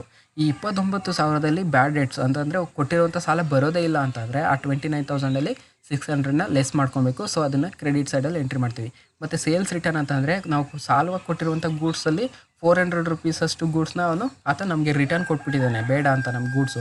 ಸೊ ನಮಗೆ ರಿಟರ್ನ್ ಕೊಟ್ಟಿದ್ದಾನೆ ಅಂತಂದರೆ ಆತ ನಮಗೆ ಸಾಲ ತೀರಿಸೋಂಗಿಲ್ಲ ಅಂತ. ಸೊ ಆ 400ನ ನಾವು ಲೆಸ್ ಮಾಡ್ಕೊಬೇಕು, ಅದರಿಂದ ಕ್ರೆಡಿಟ್ ಸೈಡಲ್ಲಿ ಬರಿತಾ ಹೋಗ್ತೀವಿ. ಮತ್ತು ಕ್ಯಾಶ್ ರಿಸೀವ್ಡ್ ಕೊಟ್ಟಿರುವಂಥ ಸಾಲದಲ್ಲಿ ಅವನು 9,000 ಅಷ್ಟು ಸಾಲವನ್ನು ತೀರಿಸ್ತಿದ್ದಾನೆ ಅಂತಂದರೆ ನಮ್ಗೆ ಅಮೌಂಟ್ನ ಆತ ಕೊಡ್ತಿದ್ದಾನೆ ಅಂತ. ಸೊ ಆ 9,000ನ ನಾವು ಇದರಲ್ಲಿ 29,000 ಲೆಸ್ ಮಾಡ್ಕೊತೀವಿ. ಸೊ ಇನ್ನು ರಿಮೈನಿಂಗ್ ಬ್ಯಾಲೆನ್ಸ್ ಅಮೌಂಟ್ ಏನು ಉಳಿತೋ ಅದು ನಿಮ್ಮ ಕ್ಲೋಸಿಂಗ್ ಡೆಟಾರ್ಸ್ ಅಂತಂದರೆ ಇನ್ನೂ ನಮಗೆ ಆ 19,000 ಸಾಲ ಹಾಗೇ ಇದೆ, ಇನ್ನೂ ಬಂದಿಲ್ಲ ಅಂತ. ಅದನ್ನು ನಾವು ಕ್ಲೋಸಿಂಗ್ ಡೆಟಾರ್ಸ್ ಅಂತ ಹೇಳಿ ಅಲ್ಲಿ ನಾವು ತೋರಿಸ್ಕೊತೀವಿ. ಮತ್ತು ಫರ್ನಿಚರ್ ಅಂತ ಬಂದಾಗ ಫರ್ನಿಚರ್ದು ಓಪನಿಂಗ್ ಬ್ಯಾಲೆನ್ಸ್ ಕೊಟ್ಟಿದ್ದಾನೆ 6,000ನ ನಾವು ಇಲ್ಲಿ ಎಂಟ್ರಿ ಮಾಡಿದ್ವಿ. ಮತ್ತು ಡಿಪ್ರಿಷಿಯೇಷನ್ದು ಅಡ್ಜಸ್ಟ್ಮೆಂಟ್ ಕೊಟ್ಟಿದ್ದಾನೆ. ಇನ್ ಕೇಸ್ ಏನಾದರೂ ಡಿಪ್ರಿಷಿಯೇಷನ್ದು ಅಂದರೆ ಫರ್ನಿಚರ್ಗೆ ಸಂಬಂಧಪಟ್ಟಂತೆ ಯಾವುದೇ ರೀತಿಯಾದಂಥ ಟ್ರಾನ್ಸಾಕ್ಷನ್ಸ್ ಕೊಟ್ಟಿಲ್ಲ ಅಂತ ಅಂದರೆ ಆಗ ಕ್ಲೋಸಿಂಗ್ ಬ್ಯಾಲೆನ್ಸ್ ಕೂಡ 6,000 ಆಗಿರುತ್ತೆ. ಅದರಿಂದ ಈ ಪ್ರಾಬ್ಲಮಲ್ಲಿ ಡಿಪ್ರಿಷಿಯೇಷನ್ ಕೊಟ್ಟಿರೋದ್ರಿಂದ 10% ಡಿಪ್ರಿಷಿಯೇಷನ್ ಹಾಕ್ತೀರಾ, 600 ರೂಪೀಸ್ ಆಗುತ್ತೆ. ಬ್ಯಾಲೆನ್ಸ್ನ ಕ್ಯಾರಿ ಡೌನ್ ಮಾಡಿದ್ರೆ ಅದು 5,400 ರೂಪೀಸ್ ಆಗುತ್ತೆ. ಅದನ್ನು ನೀವಿಲ್ಲಿ ಎಂಟ್ರಿ ಮಾಡ್ತಾ ಹೋಗಬೇಕು. 6,000ಅಲ್ಲಿ 600 ಡಿಪ್ರಿಷಿಯೇಷನ್ ಲೆಸ್ ಮಾಡಿದ್ರೆ ನಿಮ್ಮ ಕ್ಲೋಸಿಂಗ್ ಫರ್ನಿಚರ್ ಸಿಕ್ತು. ಅದನ್ನು ಟೋಟಲ್ ಮಾಡಿ ಪ್ರಾಫಿಟ್ನ ಫೈಂಡ್ ಔಟ್ ಮಾಡ್ತೀರಾ. ಇದಿಲ್ಲಿಗೆ ನಿಮ್ಮ branch accounting cost price basis ಮೆಥಡಲ್ಲಿ ಕಂಪ್ಲೀಟ್ ಆಗುತ್ತೆ. ನೆಕ್ಸ್ಟು ವಿಡಿಯೋದಲ್ಲಿ ಇನ್ವಾಯ್ಸ್ ಪ್ರೈಸ್ ಬೇಸಿಸ್ ಮೇಲೆ ಬ್ರಾಂಚ್ ಅಕೌಂಟ್ನ ಪ್ರಿಪೇರ್ ಮಾಡೋದು ಹೇಗೆ ಅಂತ ನಾವು ತಿಳ್ಕೊಳ್ಳೋಣ.